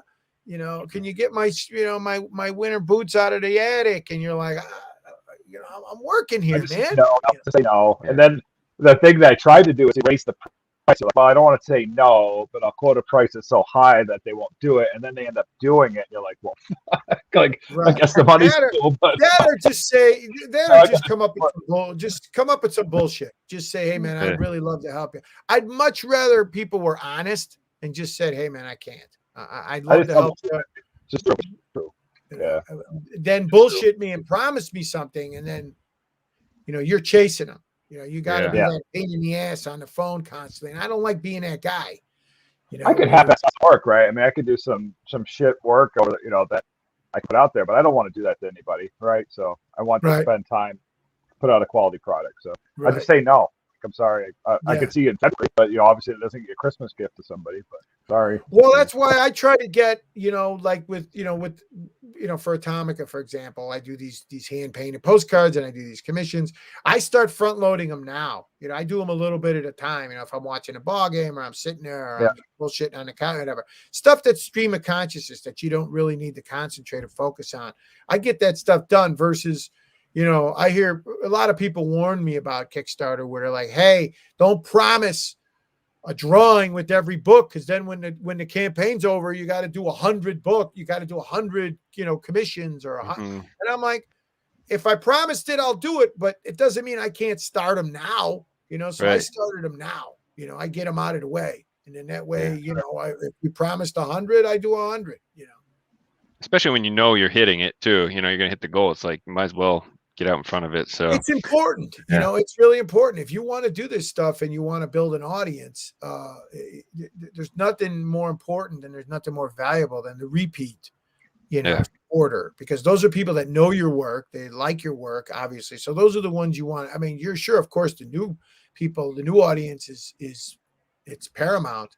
But if you've got that core, fan base or people that are willing to support you, the last thing you want to do is screw them over or half-ass it, because you'll lose it just as quick. You know, they'll move on. There's way too many cool things on in the business and in Kickstarter for people to just say, you know what, I've had enough of this grease ball. Let me go someplace else. Hey, well, you mentioned watching a ball game while you're sitting there sketching. What sports were you talking? Baseball there? You mentioned baseball earlier too. So I don't know. I live in Chicago, guys. So guess, you know, it's the Bears, and we're I would say we were bad, but we've got to win a few games just to get bad. So we're really bad right now. We're really bad. You're going through a spell, right? You know, a rebuild. A rebuild. Yes. Yeah. Yes. I mean, I was a big hockey guy too growing up, and the Blackhawks are not doing very well, and it's just that time. You know, you have those peaks and valleys. And but right now it's kind of the dog days of bad sports in Chicago. Yeah. Well, you got at least you know. I was gonna ask if you were Cubs or White Sox. Cubs. I mean, no, I grew up on the north side, so I was always a Cubs guy. Gotcha. And even they're going through some bad stuff now. They that pissed me off last year. They had a fire sale. They sold it. Yeah, but it didn't make sense to me. Like I'm a huge baseball fan. So is Joel. But like. I actually kind of rooted for the Cubs a bit. I liked the team they had, and I thought they had a chance still. And I'm like, why are they selling off now? Like, what are they doing? We didn't have any pitching. We had nothing. I mean, and it's kind of the formula. They got rid of Theo Epstein, and then they brought in the Ricketts family. They completely redid the whole neighborhood. They rebuilt Olive Wrigley. They rebuilt the entire neighborhood. And, you know, they accomplished what they wanted, which is they won a championship, which I never thought I would see in my lifetime. Yeah. And so they did that. So they feel that they're going to move on now and rebuild. Yeah. And COVID, the last couple of years have been shitty for all teams because of COVID. Oh, absolutely. Yeah. It's been weird. Yeah. But I don't know. You see them like they give Chris Bryant away for pennies and Javi Baez for pennies. And it's like, man, like I would have thought they could have gotten a haul for these guys. Like they didn't get much at all. Those guys are going to want big money at the end of the year. Their contracts were all. Yeah, I know it was a salary dump, but I don't think they wanted to. They figured, hey, we'll get something for them. Yeah. So because you got to start at the beginning, man, which is always pitching. Yeah. And we got nothing. I mean, we got like one Hendricks. guy. Yeah. Yes, well, it's that's like it. Red Sox either. We don't have anything up here in Boston either. We got. Well, you guys did really well this year. I think. Man, I was crapping all over them all off season. No, that was a shock. I was crapping all over them all off season, and they didn't do anything. Their pitching was terrible. Sale wasn't going to be back, and I'm like, it's going to be garbage year. And all of a sudden, I look like an idiot at the All-Star break, But I still was like hesitant to like go all in because they didn't do anything with pitching. Sale was their answer basically when he came back. Right. And you picked up Schwarber from us, and he worked out for you guys. He worked out great. Yeah, him and Renfroe were like huge surprises. But Schwarber's great, but I don't know if you're going to keep him or not, or you just rent him. I doubt it. I think he's a rental. Yeah, the problem with him is he gets hurt. That's the problem. When he's playing, everything's terrific. But then you'll see with Schwarber, if he plays 60 games, it's a miracle. I'm always joking. These players need like the old 1980s Wade Boggs dad bodies. Like they're built like spring steel. So they get injured all the time. But if they had a little bit of weight to them, they don't get injured as much. They can flex around a bit, but they got these 12-pack abs. Right. Well, Schwarber's got a little bit of that though. Yeah. Well, the thing with Schwarber though, dude, he's swole. He's swole. He's a big dude. Well, at least in the AL, he could play DH or first base. He wasn't really doing that over there. He's a good guy, and he's a real good guy. He's kind of awesome. He reminds me of like a young Babe Ruth, Schwarber. He's a husky guy. He's a real good guy. Like a pork chop up. We hated to see him go, but he was always hurt. And I think they felt that it was time to move on. With Bryant, there's a rumor he probably might come back because I'm telling you, he's such a quality dude. Everybody was sad to see him go. Yeah. The guy, when he found out that he was traded, he was crying, in the dugout. That who does that anymore? Javi Baez, he's going to want big money. He was gone. Yeah. He's going to want one of those fuck you deals, So he went to the Mets and they were like, all right, if we're going to get anything for him, let's dump him now. And then Lester was done, and he's washed. Arrieta, my God, it was like me out there pitching. This guy went from a Cy Young to like, oh my God, his ERA was like 3 digits. So it was time. I am obsessed with baseball. I do fantasy baseball. I do, I'm very hardcore with baseball, so I could talk this all night. But you write comics with baseball. Well, that's yeah. So Joe and I, we both. It was just a random coincidence, but I had started writing like a comic script, for a series about baseball because I wanted to do a horror themed baseball story somehow, and then Joel randomly came to me and he's like, "Hey, I think it would be cool to do a baseball comic that took place during the dead ball era." And I'm like, "You got to be shitting me!" Like, we hadn't talked about it, and my story wasn't during that era, but I switched it, so we kind of morphed the two together. Yeah, so here we are. Our next series is a baseball series, and we got Ruggiero over here illustrating it. So it's and Ruggiero. I mean, when I was in Brazil, was the first time I saw guys playing volleyball with their feet. And I couldn't believe it. I mean, I was like, oh my God. I mean, we play volleyball. I saw volleyball here and I was just like, oh, we play volleyball. And I told people and they still didn't believe me. I'm like, guys, I swear to God, they play volleyball over there and the ball never touches the ground and they don't use their hands. It's very hard. Like I can't even imagine how I can do that. That's a level of skill that's way, way beyond what I can even dream of. I saw it when I was on the beach over there and I was just like, my God. I know. Are they actually hitting it over the net with their feet? Is that what you're saying? Yeah, no. The whole game, it's a regular. They play 2-on-2. That's wild. Or 3-on-3, usually 2-on-2, and it's the regular rules of volleyball. Only you can't use your hands. They call it foot volley. Yeah, you use your knee. You can use your knees and you can use your feet, but that's it. And it's like you watch it and it seems so effortless for them. Like they're looking at you like, what's the big deal? Wow. Yeah. I got to YouTube that once we're done here. And I'm like, so I guess that's why soccer's not that big of a deal when you can play volleyball without your hands. Playing soccer's got to be like, oh, guys, come on, it's that much easier. Yeah, it's on the ground. Sure, you're good. Man. I suck at any sport, so this is why I draw. I thought you were a fighter. I thought you were a jiu-jitsu fighter, weren't you? Did you do something? Yeah, but that's you don't need that kind of a skill. Like like how you get beaten, and then you just do whatever they're doing to you, and you get some techniques, and you get home. And I'm not that good at that either. But that was the only sport that I could just wrap my hands around. I could do something. That's why I know Italian judo. I just hit him with my car. You throw it down a flight of stairs. Yeah, that's all. That's kind of how it works. That's a very, very expensive sport, Right, but it's like I'm too old to roll around on the floor. You see this ultimate fighting stuff, and I'm like, my God, guys, come on, stop it. Yeah, I'm too old for that. Yeah, I'm too old for that. It's like now you see people, we're gonna get in a fight. I'm like, get in a fight. I'm like, I get fucked up now sleeping. You wake up and you get hurt. And you're like, what'd you do? And you're like, oh, I slept wrong. And your neck hurts. Wait till 40 plus, right? Tell him, Sal. 40. I was telling Julio, and I know I'm the youngest one here, but it doesn't matter. I definitely am older than my body thinks it is. I went bowling for my father-in-law's birthday on Sunday, and we had 2 lanes for 2 hours. There was 9 of us. Well, after one game, everyone wanted to stop playing besides my father-in-law and I. So we had dual games going on. We were alternating lanes, just taking turns, and we did 6 or 7 games. I'm so fucking sore still today from Sunday. And I hate to tell you, it only gets worse. I mean, your body only, starts to revolt even more. Like I said, you wake up and shit hurts every day. It's like, what's going to hurt today? It's an arm, it's an elbow, it's an ear, it's always something. And then you're just kind of going, every time my phone vibrates in my pocket, I go, oh shit, my hip is fucked up. And then I'm always relieved and I go, oh, it's just my phone vibrating. And I'm just kind of like, wow. It gives me the dad nap. I take the dad nap every night, like 7 to 7:30. I give him so much crap for that because I'll be texting him about our book or whatever, and I'm like, oh shit, it's 8 o'clock, he's sleeping. And then he wakes up till 2 in the morning. When you were a kid, I remember when you were a kid, my God, they used to have to bodily get you to take a nap. You tell me to take a nap now in the middle of the day, I'll lie down right here. Yeah. I'll use a brick for a pillow. And I don't need any help falling asleep either. It's like I'm one of them old guys you see at the bus stop where you just like, you're taking dives and that's it.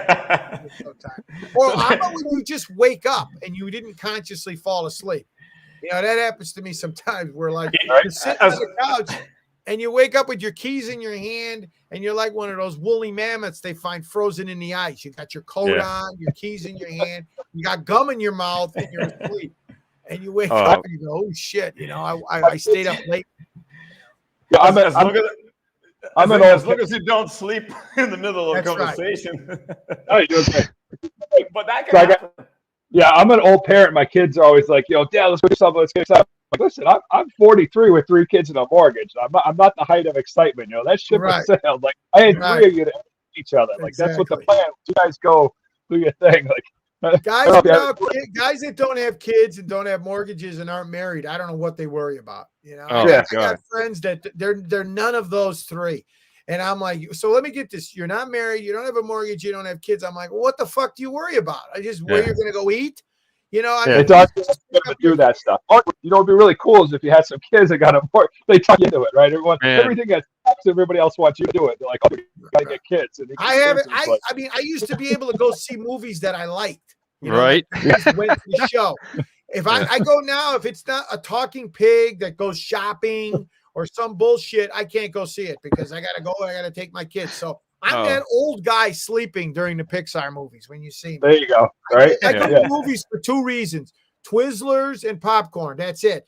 The rest of the movie, I don't even know what I saw. Everybody's like, well, that's why you get all those chairs for us at the theater, right? You got those lazy boy ones now. You don't get the hard ones. That was the end. That was the end of me not falling asleep during movies. Like I went to see Dune, which I was very excited to see, and I went with my friends. That was the first movie I got to see without my wife and kids in years, and getting nudged like, dude, you're falling asleep. I'm like, shit. And like seriously, I used to pick on my dad so much because he'd be sitting on the couch with the remote in his hand, passing out, and I'd try to grab the remote, and he'd swear at me like, don't touch it, And now I'm like, I wake up at 2 a.m. My wife's in bed, and I'm sitting on the couch. I'm like, oh god, I'm my dad. Oh now. yeah, no, they leave you to die.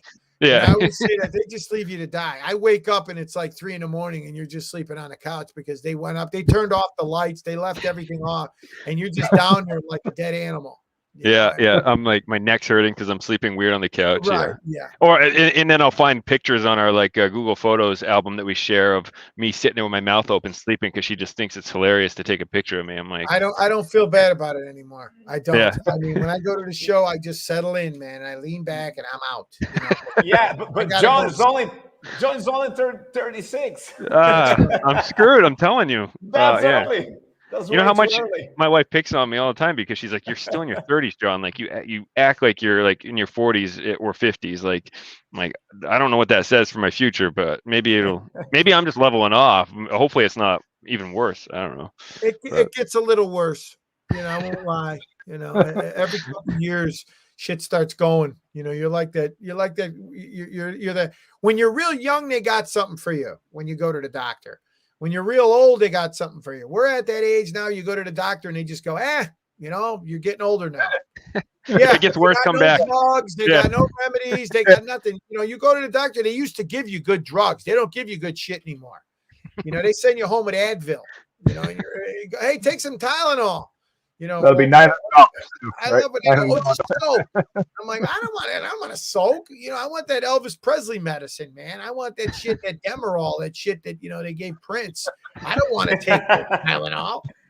I want that shit like that. When you had an arm amputated during the Civil War, give me that shit.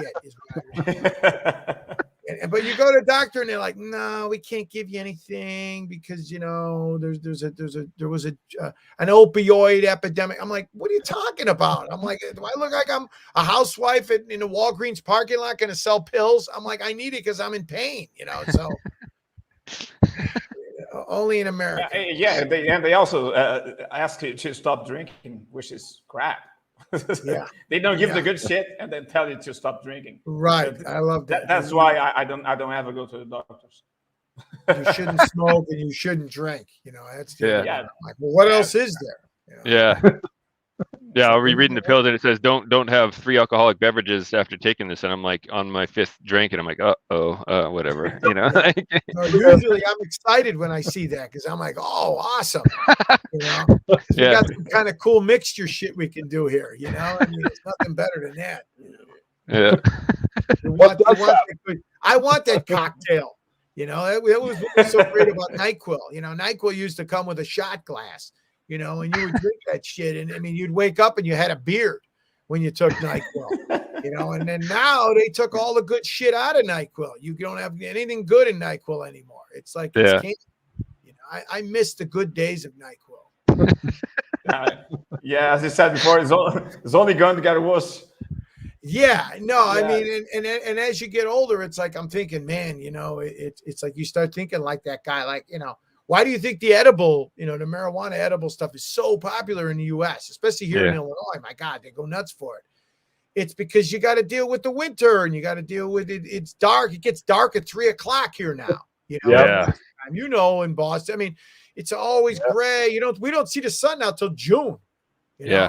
And it's like it starts getting real cold. And you got so what else do we got? Booze, you know, pharmaceuticals, you know. Yeah. Oh, and I sit in my basement all day, so done. When football season ends, the holidays are done. Like February 2nd to like April 20th is just disaster. Like that's just I have to agree. Right at the end of the Super Bowl, you know, when they're celebrating with the confetti and all that. It's really sad because you know that it's like, all right, here we go. You know, it's the countdown to spring training. You know, because it's like hockey, basketball. Okay, you know, you kind of buy yourself some time with that, but everything's gone. You know, you're just kind of like, all right, let me find some other shit to do here.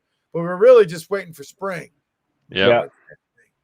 It changes people's moods in New England. The whole attitude and outlook and things. People got smiles on their face. As soon as that first 60-degree day comes, it's like a switch gets right. It's like I don't have to pay for heat anymore. Like, this is awesome. Like, you know, let's do this again. You know? And then, but you see here in Chicago, then 2 weeks after the summer hits, people are complaining already. You know, I love that. Oh man, how long is it going to stay this hot? And you're like, guys, it was just 30 degrees the other day. What are you complaining about? It's like, at least you can go outside. You know, we get those Alberta Clippers and that bullshit coming through here, where it's like Siberia outside. You stand on Navy Pier, man, and you're a popsicle, right? So you got. Man, it's brutal. You know, I've been down. You know, you live somewhere that you need to move when they don't recommend you going outside on television. You know, when they tell you on the news, don't go outside, and you're like, well, why the fuck do I live here? You know, I can't go outside. What am I live on Mars? You know, and it's like it gets that cold here, like in January and February. Yeah. Oh, you go out, your nose hairs are froze instant. You know, it's like it's like there's no bullshit. You prepared when you're going to open the door, and you know where you're going. You don't bullshit around. You got your key ready. You don't talk. You get in the car. You make that sound, and you shut the door, and that's it. You know, and it's like there's no bullshitting around. Because it's I think that we seem so miserable in the Northeast. It's because to your point, we gotta we're always either getting ready for what they're dealing with or dealing with the aftermath of winter. Like that's we gotta go, man. Like we gotta go. Yeah, the leaf cleanup in the spring and the fall. And then the weather, you know, they've gotten so desperate with news now. The weather is the biggest story of the day. You know, where they sell these storms with logos and names they give them. You know, Alberta Clipper.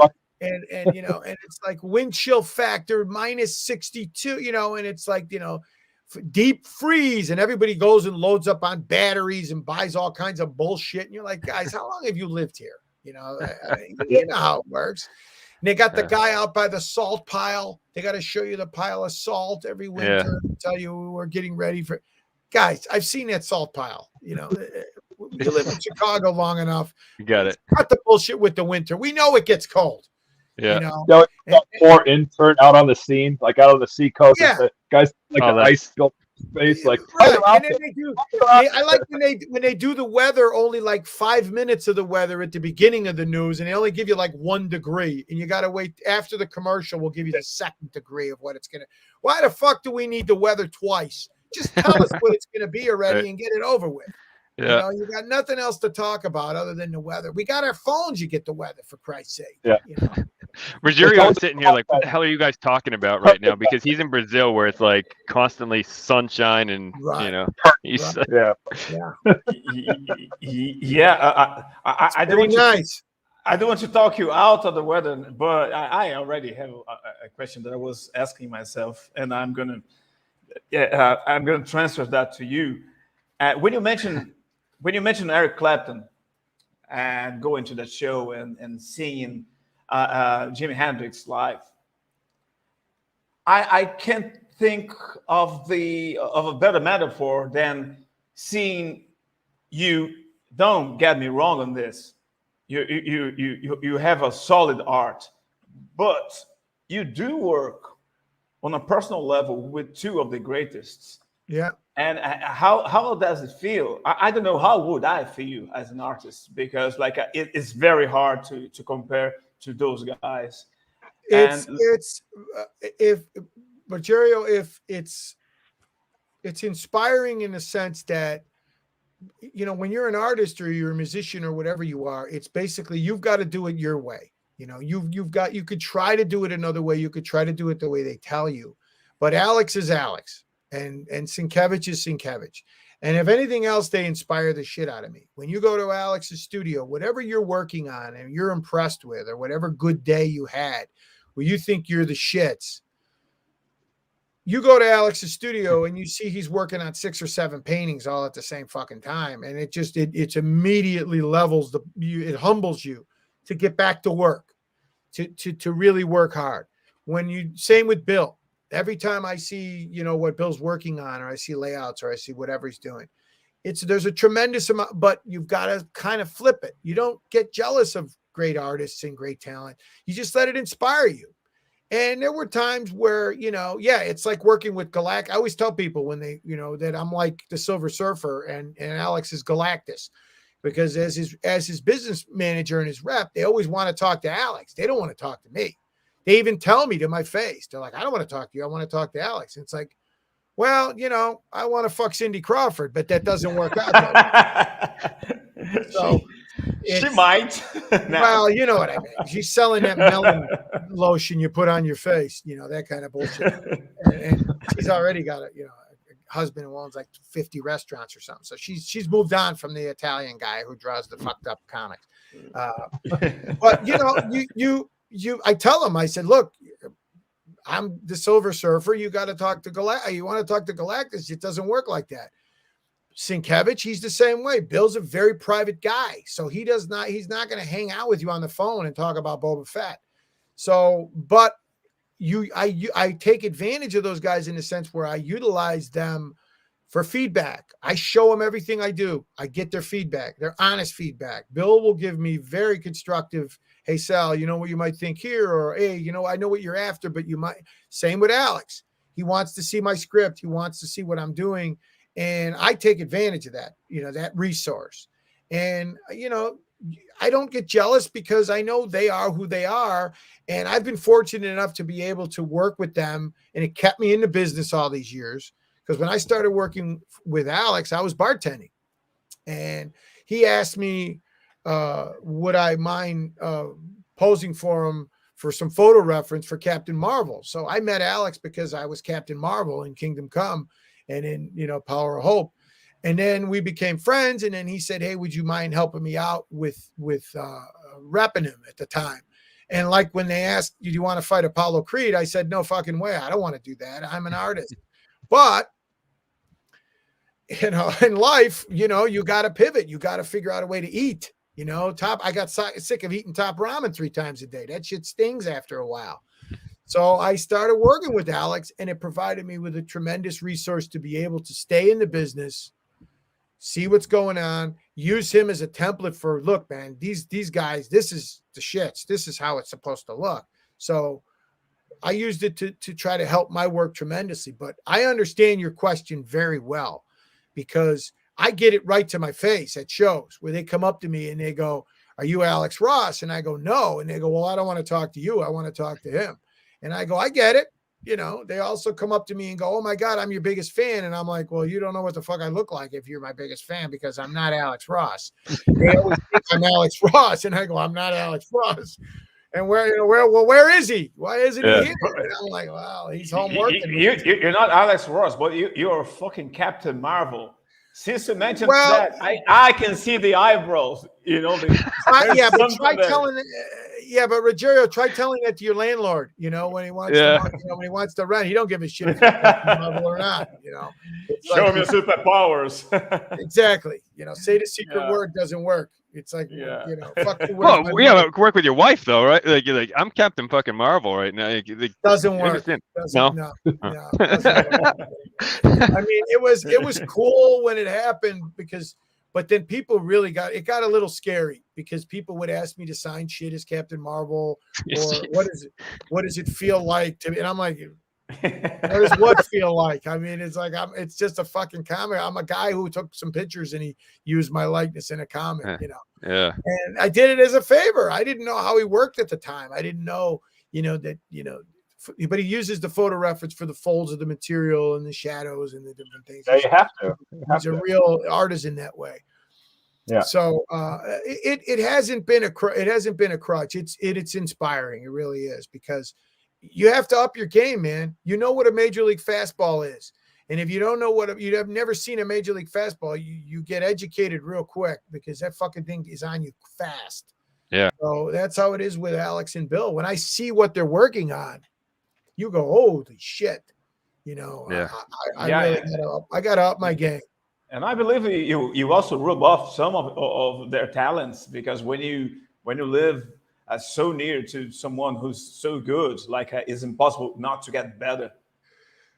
Yeah, you kind of, you learn a lot about the ins and outs of the business too. You know, you learn the business side of it. You learn how to deal with bullshit, how to deflect a lot of bullshit. And you know, when I started this, I always wanted to be an artist. I never wanted to be a rap or do any of that stuff. But it kind of it came really easy for me, because I had an advertising background. I used to work in advertising and that as an artist, as drawing storyboards and that. So when I approached it, I thought, hey, look, if I could make a living in the comic industry instead of having to be behind the bar cutting limes, because that shit gets old, man. I did it for 12 years and I just couldn't be behind the bar anymore, cleaning up green vomit on St. Patrick's Day.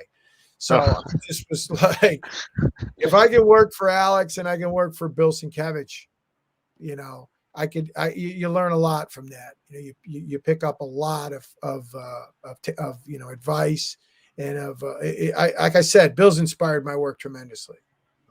Yeah.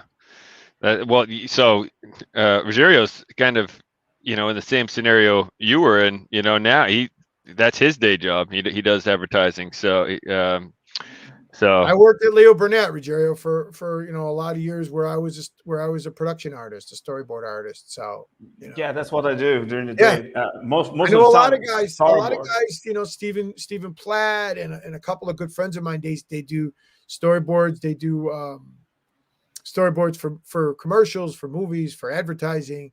I mean, you know, there's a lot of production art. Bill does a lot of production art, you know, for gaming companies and for production companies, and you know, look, it's you're a wrist, you know, it keeps you working, you keep your chops up, and you got to eat, you got to pay the bills, you know. Yeah, that brings food to the table.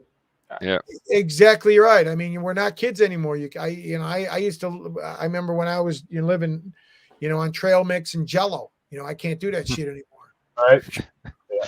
What are some of the biggest challenges you're finding currently with being like an agent for some artists like that? What's something like maybe different now than what's in the past that you're experiencing? Well, our template was trade shows. We did trade shows. I did San Diego for 20 years, and we did New York, and I did, you know, Luca, and I did, you know, Emerald, and we did these shows where you set up and you have that face to face with your clients. And because we do with Bill and Alex, I primarily handle the original art sales. And then I have I work with a group of guys. We do the handles of social media, and we got we sell lithographs and posters now and that kind of stuff, you know, through the website. So COVID was good and bad. The good news with COVID was we did okay. We did great on the websites, but we weren't doing trade shows. So we were making money, but we weren't spending money. So it worked out okay. Now, that's kind of short-sighted because with original art, you need the face-to-face. You know, clients who buy originals want to see them in person. They like that one-to-one, that face-to-face. Cultivating new business, you got to do it in person. You can only do so much of it through email and through social media. Social media is great, but social media is just going to create awareness. There's not a lot of people, unfortunately, buying everything on social media. There's just a lot of scrolling and killing time on social media. So trade shows are very important. So we took off 2 years. I mean, this will be the second year with no San Diego. It was kind of weird, you know, to try to still reach out to those people and reach out to your clients and keep your licenses new and keep your product new and stay busy and stay motivated because, you know, everybody was locked down. But I have all the confidence in the world we're going to be back. And because I hear from people that they're just kind of like, you know, their teeth are itching to get back to that face-to-face and get back to doing shows and seeing people who you don't get to see, you know, more than a couple of times a year. But it's important to stay busy too, I think was the hardest thing for a while. Alex is, you know, he's a workaholic, man. That guy never stops working. He just finished up a big, you know, graphic novel that, you know, he's going to announce in a couple of months. And Bill's been doing a lot of stuff, you know, working with the Dune graphic novel and a lot of film stuff. He just did some stuff for a series on Watergate for HBO. Cool. And he's doing a lot of that kind of, you know, a lot of commissions and different things for book covers and stuff. So those guys stay busy. You know, if you're talented and you've got what people want, you know, you're going to stay busy. They're going to always want you. When it came to my stuff, I felt, okay, I'm going to take advantage of this. I'm not doing all these shows. I'm not pulled away from my work as much. I got no excuses anymore of, I got to get ready for San Diego, or my ass hurts, I got to go to New York, or, you know, sit down, get your shit done. And so that's what kind of, you know, motivated me to go, look, man, we're not kids anymore. You know, we've got time, but we don't have any time. We don't have time to waste. You know, we're at the age where if you're going to do it, you better be doing it.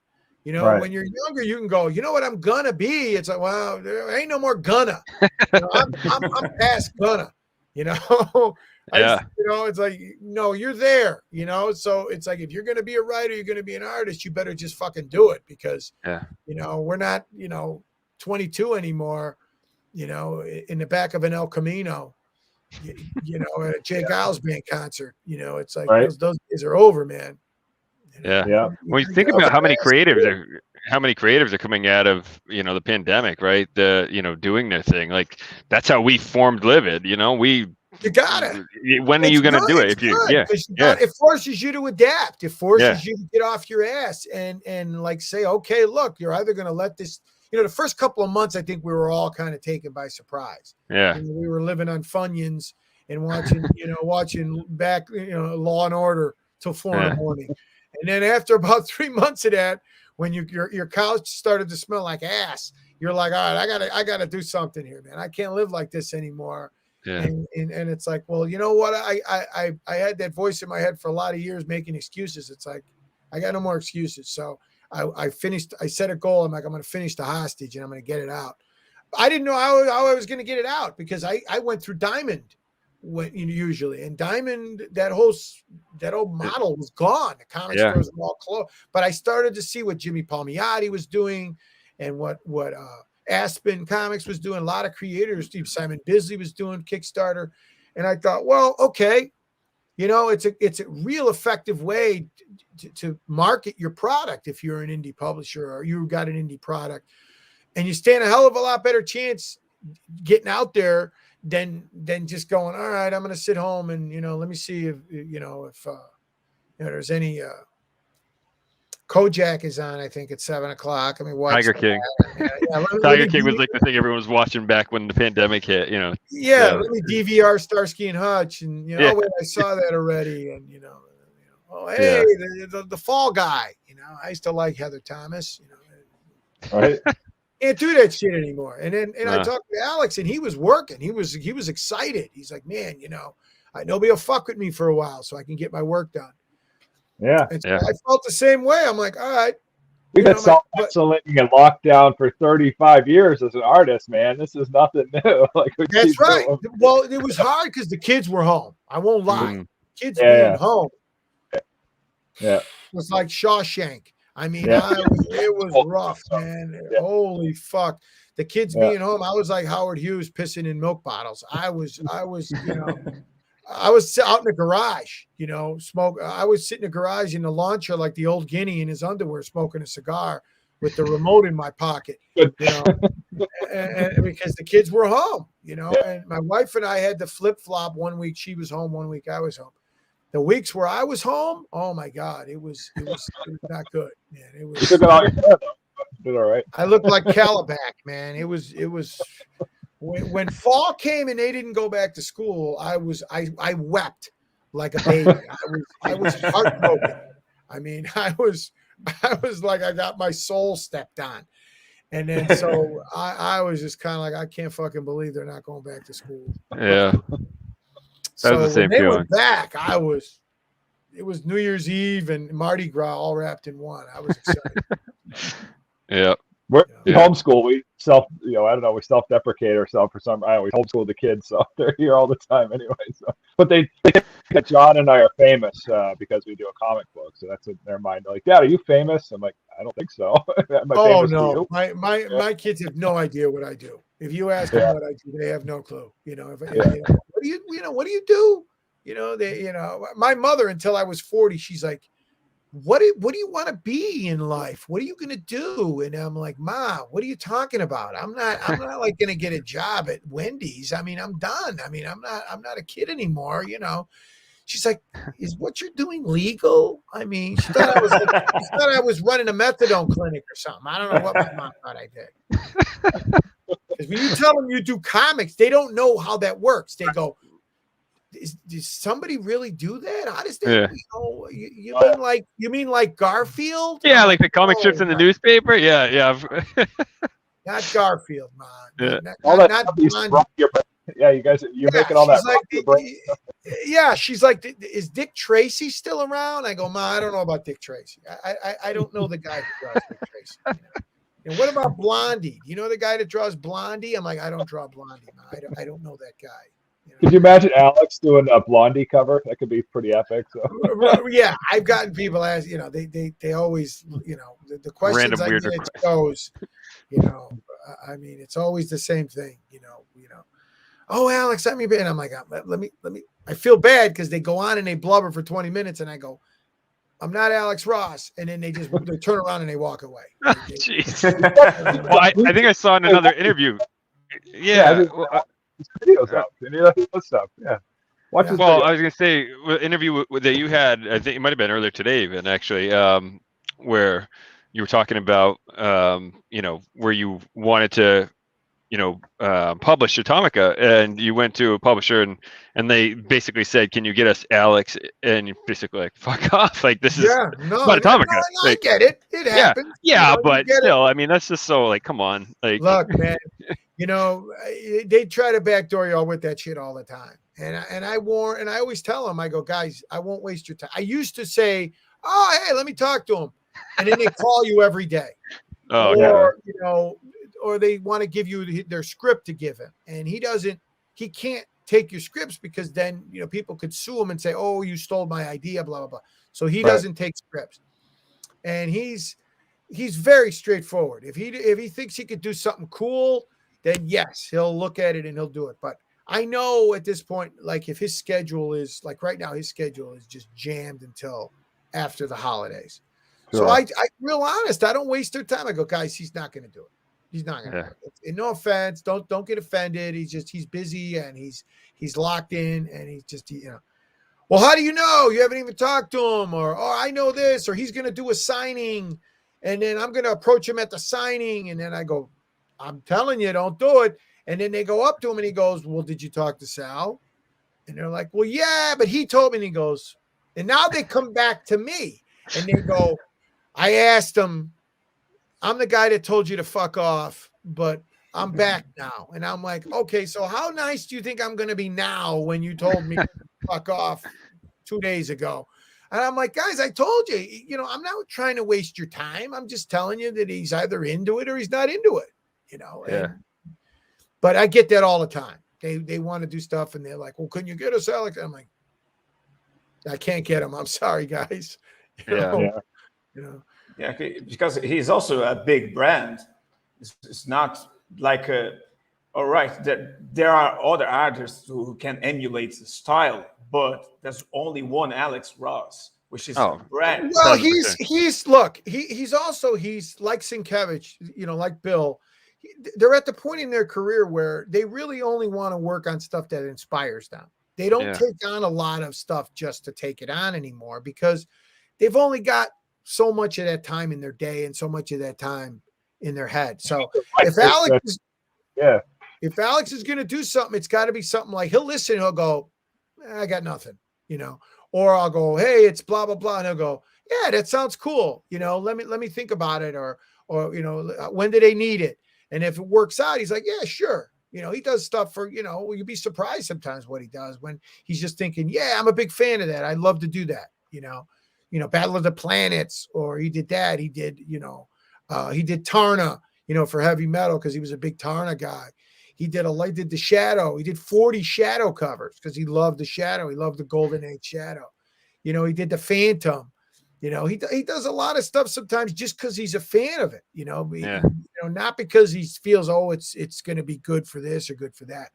But he's also at the point where he doesn't really want to waste his time on something. He's like, look, man, I can't do a good job with that. Tell him to get somebody who's really into that, and they'll do a much better job. And I warn him when we do, take on gigs. I say, guys, look, he doesn't fuck around. He doesn't give you 5 layouts. He gives you the one layout. He goes, if you say, like we did something for a gaming magazine, and they were like, well, we want it to be this and this and I go, well, look, guys, do me a favor. This is what I did with Atomica. I didn't art direct these guys a lot. When you work with somebody like Bill Sienkiewicz, my God, trust his sensibilities. Just say, Bill, he's a Russian guy. He's a god. He's wrapped in it. And then they're like, I got it. And they go, because they're going to bring something that you didn't think you come up with. If I know so fucking much, then why do I need them? So I tell them, I go, guys, don't art direct it too much. Don't go to the pizza joint and tell the guy how to cook because he's going to fuck up your pizza. So with Alex, I just say, look, just let him do his thing. And I guarantee you whatever he delivers, you're going to love it. But please don't art direct him. And they go, okay. And then he'll deliver a layout and he'll go a pencil layout, which for him is usually a super tight rendering. And he gives you 1 because he's like, this is my idea. I'm not giving you 5 because they always pick the one that sucks. And he goes, no, I don't want to draw the one that sucks. He goes, so I'm giving them my best one, and if they don't like it, then tell them to go fuck themselves because I'm not doing it. And I go, got it. So we show them the layout. They go, great, go. And I go, guys, he doesn't work digital. He doesn't use a computer. He's all gouache. He does everything by hand. So once you buy the pizza and it shows up on your door, you own the fucking pizza. Don't say, I didn't want the pineapple, or I changed my mind with the... It's too late. You ordered the pizza. Yeah. So they'll go, the layout is, so like they approve the layout. Alex paints it. They get the painting. I show them the painting. They look at it. They go, yeah, but can you put and it's like, what? It's like, no, man, he's not one of those digital guys that can go in there and fuck with everything. So that's why he doesn't do digital, right? That's why he does not do digital. I saw him in an interview saying that. That's specifically why he doesn't do digital. He doesn't own a computer. He doesn't own a cell phone, and he doesn't own a computer. And that's just that's who he is. He's old school guy who paints everything by hand. And I'm like, guys, that's who he is. That's who you wanted. So please don't when you ask for changes, I'm telling you, he's gonna leave. And then they go, well, I talked to, and they send you 6 pages of notes. We need this guy in the background. We need the Fantastic Four. And he's like, wait a minute, that's a whole nother fucking piece. What are you talking about? So he'll just be like, tell him, forget it. I'm done. And I'm like, all right, guys, I warned you. It's like he's done. because he sets aside this much time for your piece. And then after that, he moves on to the next thing in his schedule. He doesn't, have time to work on, and Bill Sienkiewicz runs into the same problem where Bill calls it, they beat the enthusiasm out of the piece, where they've asked for so many changes that now you don't even give a shit about it anymore. You've asked for so many changes. So that's why what we got to do is you say, look, the first couple of changes are free. After that, each additional change now is going to cost you money. And you'll be amazed on how the changes stop once they're on the clock. I read that with portrait commissions. I did fine art for 10 years before going back to sequential, and COVID made that change because the gallery world dried up. But when you're doing a portrait, I'm very literal. Like if you got a big nose, dude, you can have a big nose in the painting, right? But people see themselves a certain way. Absolutely. I think my nose is kind of a little off to the right. It's like, that's the reference you gave me. So I learned, as a young artist, I get pissed off. It's true to the picture, but I say, to your point, now I say, okay, I'll do 1 or 2 edits, right? But you beat the passion out of painting. You said exactly right. You don't recognize it anymore. You take it you want it off your desk. You want it gone. You know. You want a photo. You want a picture perfect photo. Go down to the print shop photo guy. Put it on you shouldn't have called him. And I try to warn these guys. I go, guys, please. This is how he works. He puts aside so much time for your piece. No offense, but he only gives your piece so much time. He does the layout. You approve the layout, and then he starts painting right away because he wants to get it off his table because he's got the next commission, the next deadline. He's working on. He wants to get started immediately. So when you go back and go, can you make them a little more green, or in the background, can you have them fighting? No. That's not what we talked about. It's like, so now that's why we don't sign contracts. A lot of times it's like, well, we don't sign a contract because you want the ability to be able to walk, to say, I'm done. This isn't what we agreed on. Yeah. I took your word as a gentleman, and this is what we agreed on, and you're changing it. And Bill gets that all the time where they're asking for so many changes that he's just like, Sal, this is ridiculous. This has been going on for weeks. And so you got to put them on the clock. You got to say, I hate portraits for a reason. Portraits are the worst, man. You can do a dog and the dog's nose is fucked up. Nobody cares, right? If you do the dog, you do them, and it's like, I don't know if you noticed, man, but your teeth are kind of jacked up. Like, I don't know if you saw yourself. But, I'm doing it. You want me to make you look like Brad Pitt? You're not. I'm sorry. But no, there's a tremendous amount of clarity with that. You understand the language of that real fast with Bill and Alex, is that they're at the point in their career where they cut through all the bullshit. There's no bullshit. Either they want to do it or they don't want to do it. And if they're going to do it, they're going to give you something I guarantee you're going to love. But they're not afraid. Most companies, unfortunately, their relationship with artists is there's some untold rule that they think they can treat the talent like shit. It's been that way throughout history. I mean, Michelangelo and Raphael and Jack Kirby, name an artist who wasn't abused by the people who were commissioning pieces, because they think artists are just like cutting their hair. They think it's like, come on, what's the big deal? You're an artist. It's like, it's nothing for you. You just throw a little paint on there. Well, then you do it if it's so easy, and that's why, working with these guys, I say, guys, look, it's real cut and dry. Otherwise, we're not doing it. And so that's why Alex, if he sees a situation where he's like, no, man, they're going to make my life miserable with this, like gaming can ask for 1 million changes. Alex isn't your guy, because he doesn't want to go. He's not working digitally to go back and change all that stuff that you're used to doing in gaming. Gaming, they're used to going in and constantly amending the piece 1 million times. It's like, it doesn't work that way. Same with Bill. He paints. He does a lot of stuff digitally to enhance it, or, to do layouts or different things. But once you say you want a painting, Bill starts painting. I mean, and it's like, and then you come back and go, yeah, but he has 3 brothers and a dog, and he's standing in a puddle. That isn't what we talked about, man. What the fuck's with the puddle? Yeah, I just too. And then I get the call. Yeah, hey, you get to go. What the fuck, man? And I'm like, oh, hey, oh, I'm sorry. That's us artists. I mean, the meter's running, right? I mean, there's only going to be so much work that we can make in our lifetime. Yes. When I put price out to a client, I have to justify that. I said, listen, I'm 43. Let's say by the grace of God, I can paint for the next 40 years before my mind becomes a mush, and my body falls apart. And let's say I can put out a painting every week. Like, that's pretty prolific for oils, right? You're talking 2,000 paintings is what's left in this fuel cell. Right. And you're going to be a part of that story, or you're not. And if you want to be in that story, you pay this price. It's an infinite muscle, that you really don't want to waste a lot of time on bullshit. And that's the other thing. As you start to get older, you want to put your efforts into things that you care about. And that's kind of where Alex and Bill are at, where they want to focus more on something that you feel you've got some leverage toward as a creator, something you're excited about. Leave your mark. And now's the time to do it. Because when you're younger, you take on everything. You're trying to prove yourself. But then later on, you realize, hey, man, like with the hostage, that was why I did that. I was like, if I'm going to do my own book and I'm going to sit here and I don't know if anybody's going to even see it or not, then I may as well do something that I feel strongly about, not just some bullshit character, another Wolverine or another whatever, that I'm like, I don't really give a shit about. Do something you give a shit about, and you're going to do a much better job.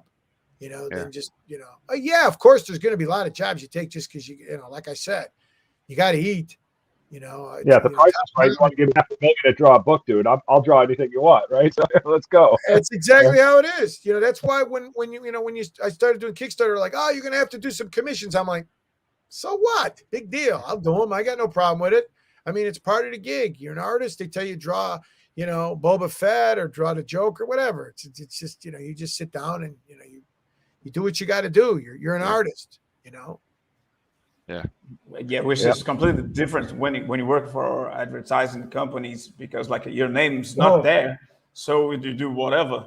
And sometimes is what they want is shit, and then usually what they want is shit. Yeah,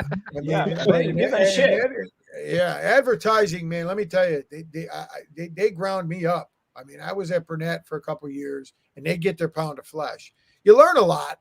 You learn to get fast, and you learn to meet deadlines, because in comics, a lot of times people don't understand deadlines. In advertising, they don't want to hear your bullshit. You don't meet your deadlines, they fire you. You're done. You're gone. They don't want it. They don't care. If you were in a plane crash, they're like, well, so what? Where's the art? Yeah, that's exactly. You should have thrown it out the window before the plane crashed. Yeah. My first wife was convinced that I had some other women. I was just working. Yeah. And I was just working all the time. At the time there were no mobile phones around in the early 90s, and working every night, and then you have to be there in the morning just to meet those fucking deadlines. Yeah. And then it hasn't changed. No. Now we have computers. We have powerful software to work with, but like it hasn't changed, because they always want to suck you, suck your blood, suck you dry, and it's very hard to put up with that. And with comics, I don't know if it's the same, because I've been working on my spare time with Livid. It's pretty easy. We don't struggle with our deadlines. But if you're an advertisement guy, you're fucked. It's tough. Yeah. You get your chops up. You get your 10,000 hours in. You learn what not to do. You learn what to do. And so that's why, like I said, when it comes down to actually getting out there and doing it, like this, something with Kickstarter, to me, it's like, guys, whatever you got to do, if you got to do some drawings and remarks and signings, it's like, you live the life of an artist. You're used to that kind of stuff. Unless you're Picasso, you're a prima donna, it's like, to me, I always laugh when I hear people bitch about, oh my God, they want remarks, or they want me to sign 200 books, or I'm like, guys, come on, man. Have you ever had a real job? I've had real jobs, and signing books is like, come on, it's part of it. If you're an artist, it's like, good. That's a good thing. People actually give a shit. I'm always great. I'm surprised and grateful when people pick up my stuff and buy my stuff. I never take it for granted. You know, there's no delusion as an artist that, you know I'm very well grounded that I'm not Alex Ross and I'm not Bill Sienkiewicz.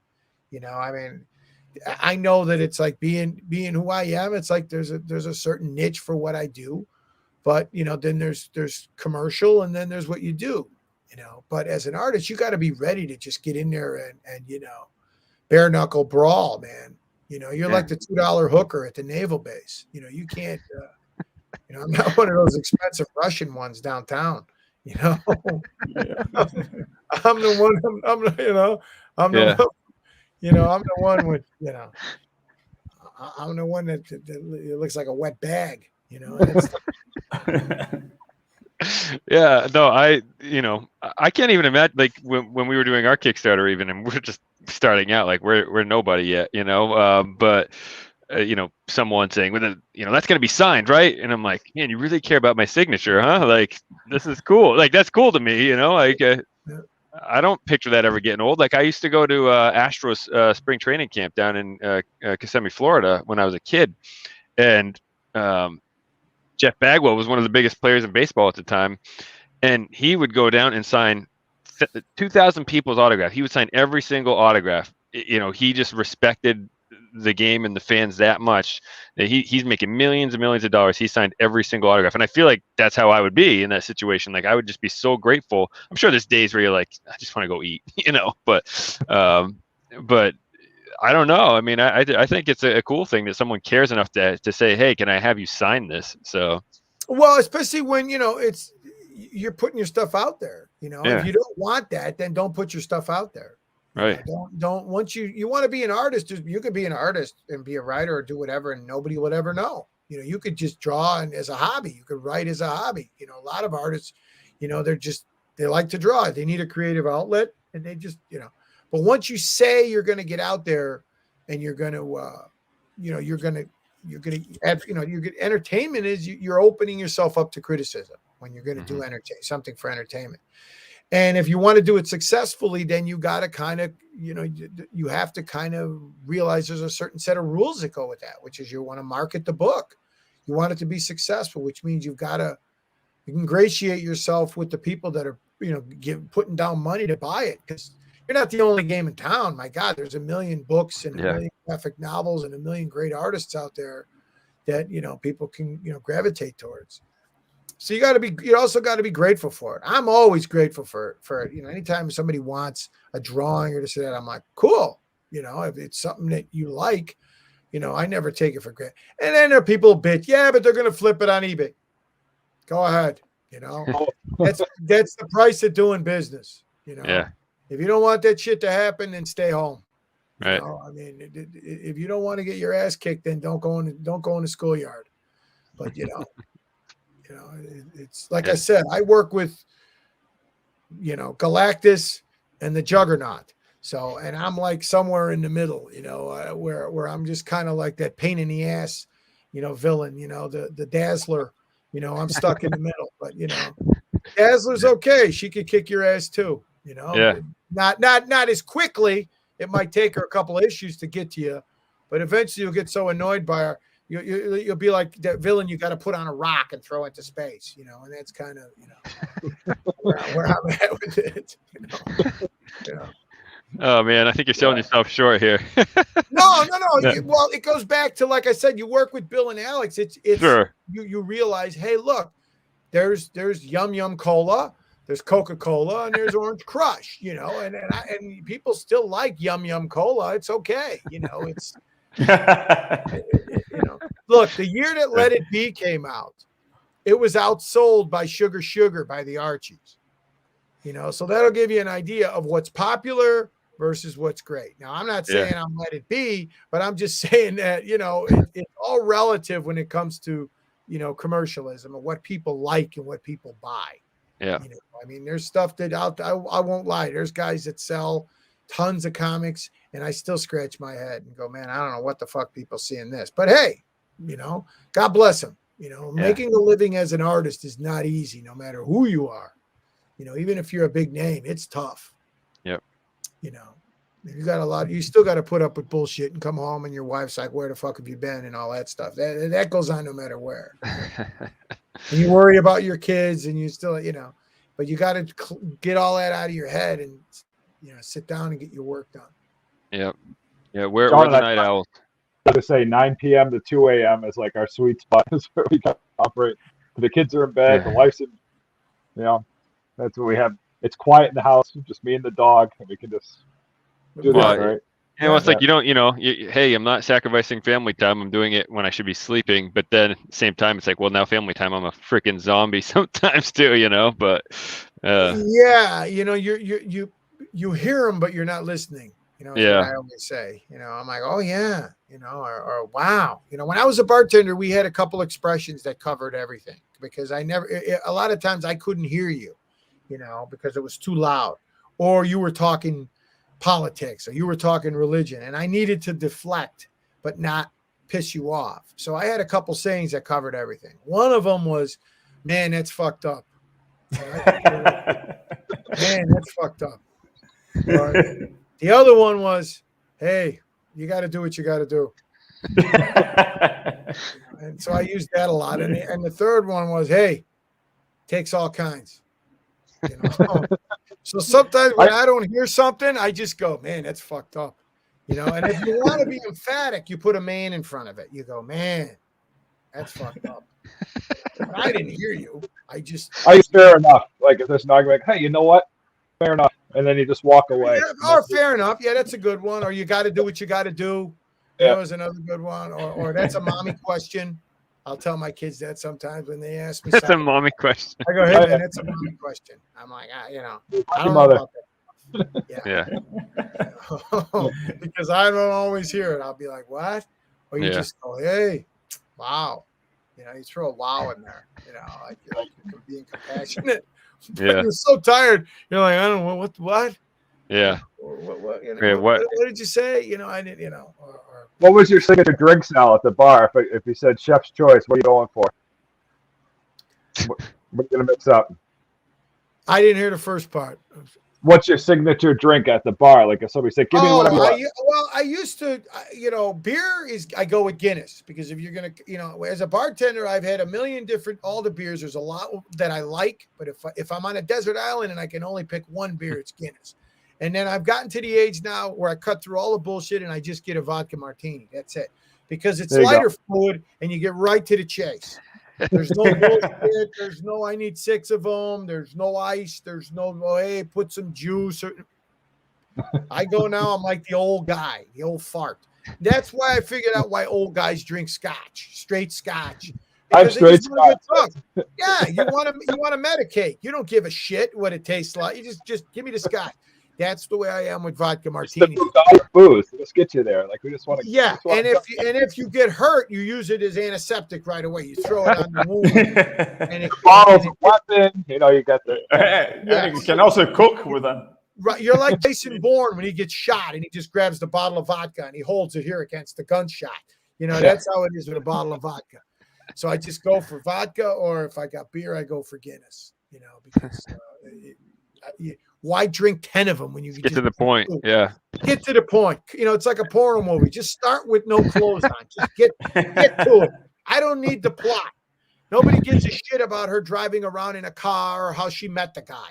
Just start fucking is how you want the movie to start. That's how I am with booze now. Plus the time's ticking. Start naked is how you want it. That's basically where you should be. I'm a high D personality. I just want to get it done. Let's just go. Yeah. When you're young, you go through different phases, different drinks. You drink that, you drink this. Or I still like this slow drinking stage is when you get from tipsy to bollocks. No, winter's coming. We don't have time for that. We gotta go. It's gonna snow. Right. Yeah. And then, there's different tiers of drinking too. There's the way you drink at home versus the way you drink when you're out and about. Because if you got to drive, you literally got to pace yourself as to how many you could have before you don't want to drive, and have a few drinks. So I know if I'm going out, I can have one drink if I'm going to be out because you don't want to take a chance of getting fucked up. And But when I'm home, all bets are off. You wake up the next day and you're trying to find where you parked your car. You just kind of like, I don't know what, you wake up with your clothes on and you're just, you're on the bathroom floor all fucked up. It's the Olympics home. And you check your phone and you'll see all the messages you sent while you were drunk. Yeah, you break it down to the most common denominator. It's like when you have food poisoning, and you're in the bathroom. It's just primal. I had food poisoning so bad one time. I just slept on the bathroom floor naked because I couldn't get my clothes off fast enough. You're ready to shit your pants, and you don't want to. You're not going to make it to the bathroom, so I just slept literally on the bathroom floor with no clothes on. It was like I was in a Turkish prison. So if I was going to shit myself, I wasn't going to shit my pants. I was just going to right there. Yeah. I know the nights were, and it's rare now, but the nights where my wife and I be like, yeah, let's have a few extra drinks tonight. A nice couple strong drinks. Those are the days where, our kids wake up at 5 the next morning and you're like, son of a bitch. So my son's 7. He can keep himself busy, but my daughter's 3. They start asking you questions though as they get older, because they could sense when you're not paying attention to them, and when you're tired. They're like, "What's wrong?" And you're like, "No, I'm good. I'm just tired." And which meant that you stayed up way too late and you get to get up way too early. And I see I'm not as bad because I at least get dressed when I take them to school. I see parents take their kids to school in the fucking pajamas with a bowl of cereal. Where they still got the mark on the side of their face from the pillow. I mean, they're literally walking the kid to school like just right out. They still got the toilet paper hanging out of their ass. I at least put my pants on because I don't want to get arrested. I don't want to, Oh man. Yeah. My son's already calling me out for shit. He'll ask me a question. I'll be like, I don't know, buddy. He's like, you don't know anything. And I'm like, I don't know what you said. That's the problem. I don't know what you asked me. My brain says, I don't know, buddy. He's 7. He's already calling me out for crap. So. It only gets worse. Yeah. And then they get to the point. My son he's 14 now, so I'm to the point where they don't say anything. You ask him a question and everything is that was school, yeah. What'd you do today? Hey man, did you have a good day? Yeah. That's it. There's nothing. Yeah. Unless you're interrogating them directly, like, how did it, what is that? And then, you embarrass them in front of their friends kind of thing. My daughter's, you don't have to wait, when you walk into the schoolyard, she's like, you can leave me here. My friends, I see my friends, you can go, I'm like, okay. And they don't hurt my feelings because, I didn't see my old man until I was 30. So I don't give a shit. I was just, my father was always working. I was that generation where they were always working, 6 days a week. So my old man never walked me to school. So when my daughter's like, hey, I don't need you here anymore, I'm like, I'm good. I can't wait to screw with my kid there. I like, even when I drop him off to school now, like every once in a while, I'll like crank a song that I know he's embarrassed about, I'll be like, he's like, turn it down, we're almost there. I'm like, no, I'm putting the windows down, like it's cool.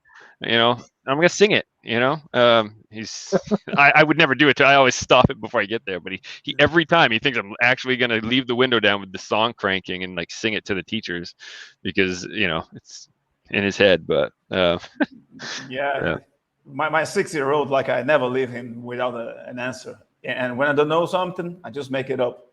But the thing is, like, he's smarter now. And then he comes to me and says, hey, you are lying. No, I'm not. Yes, you are. I saw this on YouTube. They ask you for help with their homework. I'm real honest about it. I'm like, I don't know this shit. I'm like, oh, your mother. I'm like, I went to a high school where all you needed to get through was a pen. That was it. I didn't remember any of that stuff. Yeah. And they bring you this homework now, and I don't even lie. I look at it. They're like, "Hey, can you help me with this?" And I'm like, "Nah, man, you got the wrong guy. I mean, I can get you a tutor or a calculator, but I'm like, I don't know shit. That's why I became an artist. Same here. Go watch YouTube. I'm like, I don't know. I'm brutally honest. I look at some of the stuff they're doing, and I'm like, I'm glad they're doing it. I have no problem with, I'm not of that generation where I got a problem with my kid being smarter or more successful for me. God bless. Go do your thing and be smarter. And because, I know what I know and I know what I don't know. And when it's like they bring me the shit they do on their iPad or whatever for school, I look at it, I go, fuck, I don't know what that is. I mean, if this was a test to become a citizen or get out of the country, I'd be fucked. I mean, they'd throw me out quick. Oh yeah. Some of the stuff they do now is so different too from it's when we were in school. It's different than the stuff we did. I mean, in my day, you just sat next to the Asian kid and cheated. You just copied his. You can't do that shit anymore. No. Yeah, we had two Asian kids in my school, and they were both. You knew they were going to be smart. Not anymore. Now, my God, you got to know all that shit. I did one stitch of homework. I worked 3 to 11 at a hospital in the cafeteria when I was in high school, so I needed money. I paid for myself pretty much. They came up with staggered scheduling, so some kid would have the social studies what you did. So you'd say, hey man, I'll do you a sketch if I can borrow your answers. It's I arted my way through school by it's your survival instinct kicks in. You do whatever you got to do to get through. You can't do that shit anymore. Yeah. I mean, it doesn't work out anymore. But I see what they're doing, and it's like, wow, it's cool that these kids are learning this stuff. But yeah, I mean, I look at it and I'm like, my God, it's like another language. I mean, it's like, what are you guys doing? What are you working on, the V2 rocket? What is this shit? Right. You read it and you're like, wow, why do you need to know this? You're like, you're still shitting your pants and you're learning decimals. It's like, what? Right. Yeah. I just want to teach my son, some of the the old, like block the face and like look at the smart girl next to you, see the answer and then just like how to, when you how to keep 3 fake screens open when you got the porn screen going. So in case somebody walks in the room, you hit the fake screen so they think you're watching world news or some bullshit. You teach them that stuff. Or never sit with your back to the wall, to the door if you're doing something you're not supposed to be doing.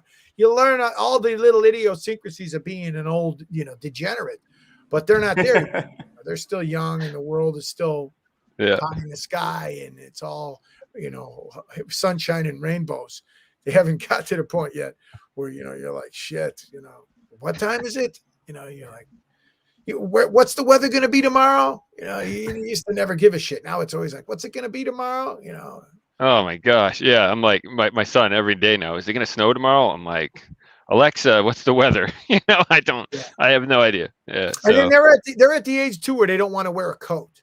Remember those days where you want to look cool and you don't wear a coat? They literally, you'll see kids.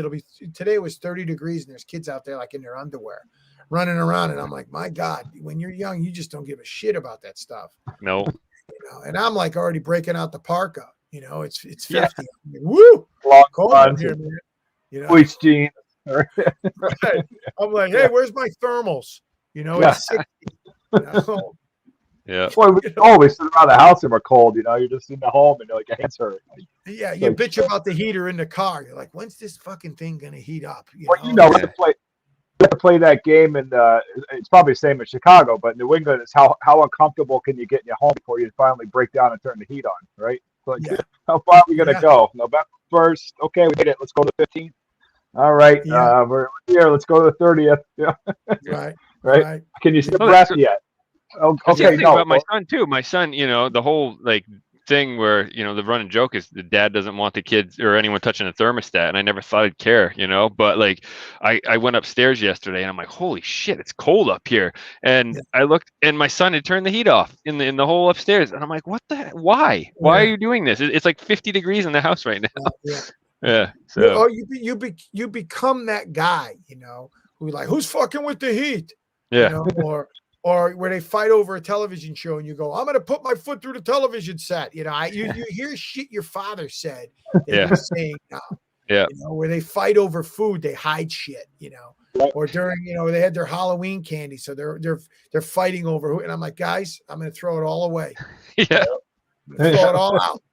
Yeah. Right now, the power cable for the TV is in the garage because they lost it for a week. So I ripped the wire, threw them in the garage. So now you got nothing. I love how they leave shit. You'll order a pizza and they'll eat like half a piece and leave the rest. And you're like, I grew up in where it was like wolves when we ordered a pizza. where, you know, they tear your arm off if there was half a piece left. Left. And now they're like, I'm kind of full. Maybe I'll eat it later. And you're like, kind of full. You're like, wow. who left all this pizza here? It's like, we didn't stop till, and then we're scraping the cardboard. You know, right? Like this with the cardboard. You know, bring it. Yeah, because my mom wasn't going to order pizza all that much. I mean, it was like, and if she did, my God, if you didn't finish it, that was the end of it. You know, you never saw it again. Yeah, my dad wouldn't let me up until my plate was empty. You know, you know, I used to have to ask to be excused from the table, and I remember like shoving mashed potatoes in my pocket to bring to the bathroom and you know, on the toilet. You know, because I'm like, I'm done. I don't want to eat this. It's nasty. You know, or trying to give it to the dog. Or my mother would just ask you, you know, do you want me to beat the shit out of you? You know, she gave you options. She was very democratic about it. She would say, listen, you want me to beat the piss out of you? And then you would, and she'd wait for an answer. You'd think about it. You go, well, no. And you're like, well, okay, well then finish, you know? And now it's like, you know, and when I would ask my ma, I go, Ma, you know, they're this and that, and they're this. She would just tell me straight out. She's like, just beat the shit out of them. They'll stop doing it. And I go, well, Ma, you know, it's different now. She's like, no, it's not. She's like, I guarantee they won't do it again. She's like, and I go, okay, you know, it's old school because, you know, and then she'll deny it. She's like, I never hit you guys. I'm like, Ma, come on.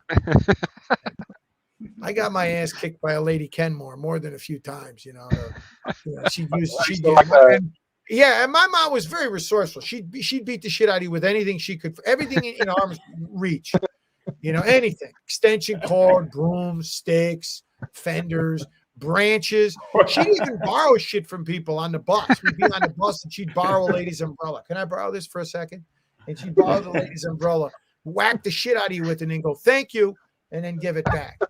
And then as soon as she was done beating the shit out of you, she would go, oh, darling, you look hungry. Are you hungry? You know, you look like you probably could eat something. And then she turned into a mother all of a sudden, you know, but 5 minutes ago, she was just beating you like a rented mule. You know, that's just how parents were back then. Here's a nice go cut a switch, right? That was a good one too. Because if my father had to get involved, she only brought my father in, you know, if it was, you know, my father was one of those 3-issue villains, you know, where you had to go get people to help you, you know, beat this guy. You turn a page and go, oh, fuck, you ain't going to beat this guy with Daredevil. You got to go get some cosmic power shit to beat this guy. So if she got my dad involved, my father was, you know, you better, like if you assassinated the president, then she'd go get my dad. Yeah. You killed a couple of nuns, then she'd be like, oh, I got to tell your father now.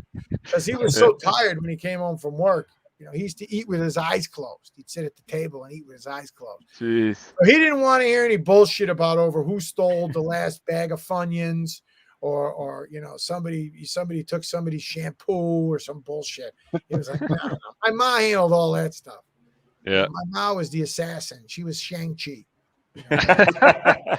Man, I just don't remember like when the same thing. My dad intimidated the shit out of me, and he never touched me. He took his belt and threatened a few times, but he never touched me. And I was intimidated, and I remember swearing at my like babysitter's house. And my dad dropped F-bombs every other sentence, like he was a sailor, you know. But I said fuck once, you know, and I was a young kid, and my mom was like, I gotta tell your dad when he gets home. I hid in my toy box. I buried myself in my action figures and hid. And you know, and looking back now, it's like I want to be that to my son. Like I want him to be intimidated when dad gets mad, but it's not the same anymore. Like it's an empty threat. Well, yeah, I'll raise my voice and I'll get loud when I'm mad. And he freaking mocks me. And I'm like, he goes, your nostrils are getting big again. I'm like, you little shit. Like, you got to act real disgusted is what I do. Yeah. I act disgusted. Like I won't talk to them, you know, or I tell them, hey man, I'm asking you nice. But nowadays, let me tell you something. The biggest piece of leverage, more than an ass kicking, more than anything else, take a device away. Yeah. Yeah. I'm not kidding. Take a device away. And it's the worst thing you could possibly do for good and bad. I mean, it's kind of scary in our culture how effective that is. But my God, if you take their iPad away or you take their phone away, the world stops. And so all you got to do is throw that at them. And it's like it's kryptonite. It's done, man. I mean, they you're like a UN negotiation for the next week. They're trying to come up with deals with you and barter. Hey, Dad, if I did this, it's over. You could say all this other shit about, I'm not gonna this, I'm not gonna. No, man, take away the iPad. It's like that social life dies. She was trying to negotiate She's trying to make deals with me. Hey, I would, do this for you if I get my TV back. Yeah. It's like, they turn into Gordon Gekko all of a sudden. The art of the deal to get their iPad back, because they don't want to have to do. They don't want to have to do shit for themselves now. They got to figure out what to do to kill some time, and they got to read a book, or they got to this, or they got to that. They don't want to do that. They want that stimulation from that iPad. Yeah. So I won't hesitate to say, take the fucking iPad away. Yeah. I mean, my son for a while was tired every morning. He didn't want to go to school. And I discovered they were sneaking the iPad in his room at night. Like, we used to do that shit when we were kids. Oh, yeah. TV and whatever. Kids are going to be kids, man. I don't give a shit what generation and what cultures. Kids are just always going to be up to some shit. So I said, look, man, if you're going to sneak the iPad up there, I'm just going to take it away. And then that's it. It stopped immediately. It was like, and we're done. And so, that's all that works. Threats, violence, food. Take away their back issues of Eternals. Doesn't work. My mother, like I said, you had the fear of, you knew what was coming. And it was coming. My mother sometimes would be so tired, she'd go upstairs in your room. I'm coming up in a half an hour to beat your ass. And you'd have to go sit up there and wait a half an hour for your ass to get kicked. You'd be like James Cagney in one of those movies waiting to go to the electric chair. You'd be sitting there. You'd be sitting there, waiting with the priest while he's reading you your last rites. Knowing my mom was coming up with a piece of Hot Wheel track, to beat your ass. That's like my son, if I grab him by the shirt to like pull him up, because he's being mean to his 3-year-old sister sometimes, I'm like, she's an innocent little 3-year-old, like, leave her alone. If I'm grabbing him by his shirt when I'm angry, like, stop hitting me, and I'm like, this is not hitting. You have no idea what hitting is, buddy. Like, you don't understand. Or they say they're going to tell their teacher. That's my favorite. My mother, when I used to say, I'm going to tell my teacher, she's like, well, I'll tell her I'll beat the shit out of her too. So I knew there was, my mother was, like I said, she was like a really, really bad FF villain. She was like a nihilist. That's she awesome. was like the destroyer, where she took her glasses, there was nobody in there. It was like it was the haunted soul inside of armor. So, and you knew you're not going to beat her. You better put her on a rock and throw her into space. You weren't going to beat Sally. There's no way. That's great. She was the Terminator. That's what she does. That's all she does. She can make a great character for a book. Sally was a force of nature, man. She really was. She was old school, man. She was that generation of those old Italian mothers that they just that's all they knew. And so but she wouldn't hesitate to beat the shit out of you. That I could say. And then if I had to ever come and talk to the teacher when you had teacher day, it was not good. I used to warn the teacher ahead of time. I'm like, you don't want to see my mom. Trust me. You don't want to see my mom. And when she called my 5th grade teacher a putana, I knew I was in trouble. She told the teacher, the teacher said to my ma that your son is very disruptive to the class, and I can't control the rest of my class because your son is so disruptive. And my mother told her that if she didn't dress like half of a putana, she would be able to control her class better. And I'm sitting there going, okay, I got to live with this lady for the rest of the year. She's my teacher. And this is my mother on the other side. So I'm like this in the middle going, I don't know. The teacher cried and walked out of the room. And I'm like, Ma, I got to come to class every day. She's like, well, she's wearing tight skirts and this and that. And teachers don't dress that way. And I go, Ma, come on now. You just called my teacher a whore. And that was just, that's what Italian mothers did. Oh, man. I could talk all night here, but I don't. Rogerio's at 1:30 in the morning where he's at. It's 2 o'clock. It's 10:30 here. I mean, I think I just got to walk the kids to school now. I mean, I think we can do. Hey, when we have a good show going, we can go. I got to shave. I had no beer. I do. Yes, so did I. Just for the show tonight. That's right. Yeah. I think my Kickstarter campaign's over. I got to see how I did. Yeah.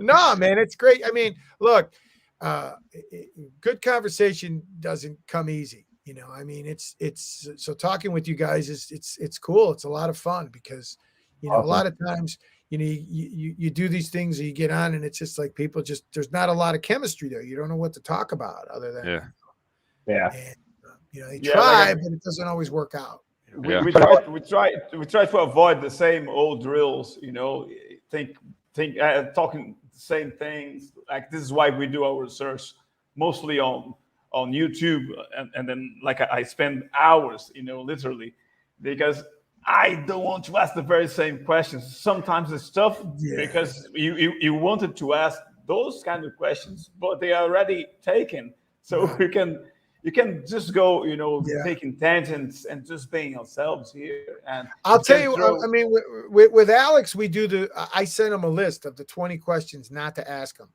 You know, because he's like, he goes, they're not gonna ask me this shit. Don't ask him who his favorite character is. Don't ask him who he wants to draw that he's never drawn. Don't, you know, and you'd be amazed. Those are the first 3 they go to, you know, and I'm like, oh, he looks at me right away. He goes, you know, what is this? And I'm like, oh, guys, come on now. You know, talk about, don't ask him about, you know, Wolverine. You know, don't ask him his favorite color. If you were a crayon, what color you'd be? Clown. Yeah. Well, what are your biggest inspirations? Right. Don't ask him, hey, Marilyn Chambers or your Marilyn Chambers or Christy Canyon. You know, don't ask him which one he wants between those two. No. I don't know what you're talking about. You know. No, actually, I don't ask those to anybody because like they're already taken. You'd be amazed. No. I mean, but sometimes you just, you know, it's better just to do to roll and just to go with, you know, I had a lot of brothers growing up, so it was always about good conversation. And if we weren't breaking each other's balls, then it wasn't any fun, you know, because guys that couldn't hang with that or had a problem with that or had sensitive feelings, you just didn't want to deal with them. You know, they were no fun. If you weren't able to kind of constantly posture and jockey back and forth, talking shit to each other, that's more fun. That's way more stimulating than the usual bullshit conversation about, you know. Yeah, I agree. Like having a beer in a bar. Apart that I don't have any beers tonight. Well, even in a bar, sometimes you've made some tight asses people can be. You know, that's why you learn to just get up and use the bathroom and not come back sometimes. I want people that I'm with. I go, hey man, I'm going to the bathroom, and they know what that means. That means I'm not coming back. Yeah, I've done that. My wife tried that the night I met her at the bar, but I found her hiding, and then I still got her number. So it's so she was hiding behind a pillar, you know, talking to one of her friends, and I'm like, hey, there you are. And now I look back, I'm like, you were trying to get away. Now they call you a stalker. Hey, stalker. Yeah. You know? Yeah. So. No, right, we appreciate it. I really appreciate you having me on and letting me talk about that, you know, about my stuff. And anytime, man, give me a holler anytime you guys want to shoot the shit. Absolutely. Appreciate it. Yeah, absolutely. This is easily my top 3, Sal. So this has been a good one. So well, thank you. Yeah, and then, you know, let me know, you know, when it's going to show up or where it's going to show up, or if this is live, then great. I mean, I've already promoted, you know, where so people could see it and people can kind of hang out. I don't know if they're going to want to listen to my bullshit for 3 hours, but hey, it is what it is, you know. Yeah. No, it's live, and I mean, most of our views come after the fact, but it is live. So we'll. This is who I am. I don't know how it be any other way. You know, sometimes when you're promoting a product, they're like, oh, you've got to be sure you get this message home. And I'm like, you know, that's not what we want. That's not when we have a show. We want to get to know the person. This is it. You know, I am who I am. I don't know how to you know, be any other way. You know, that's what we want to show. Right? We want to get to know. If it offends people, I'm sorry. You know, my wife always, she calls Guido it up. She's like, why do you go to Guido it up? And I'm like, oh shit. You know, I don't know how to do it any other way. Yeah.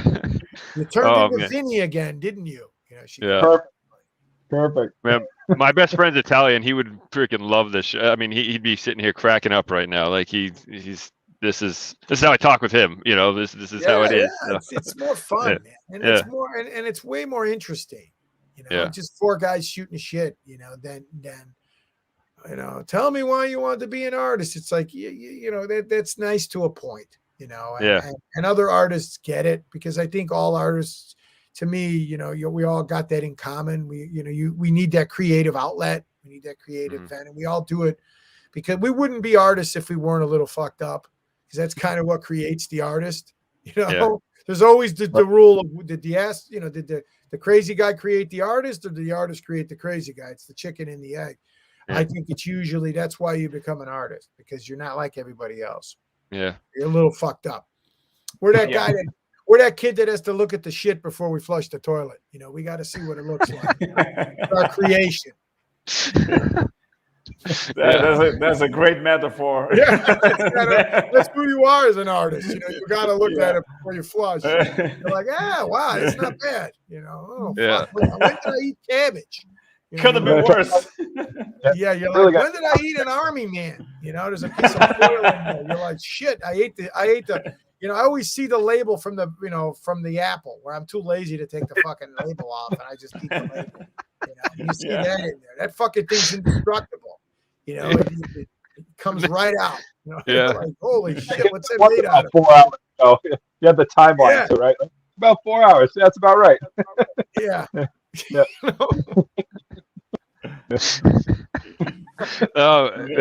No, this is a great show. I'm glad we did it. So anyone watching, go out there, Maconomica.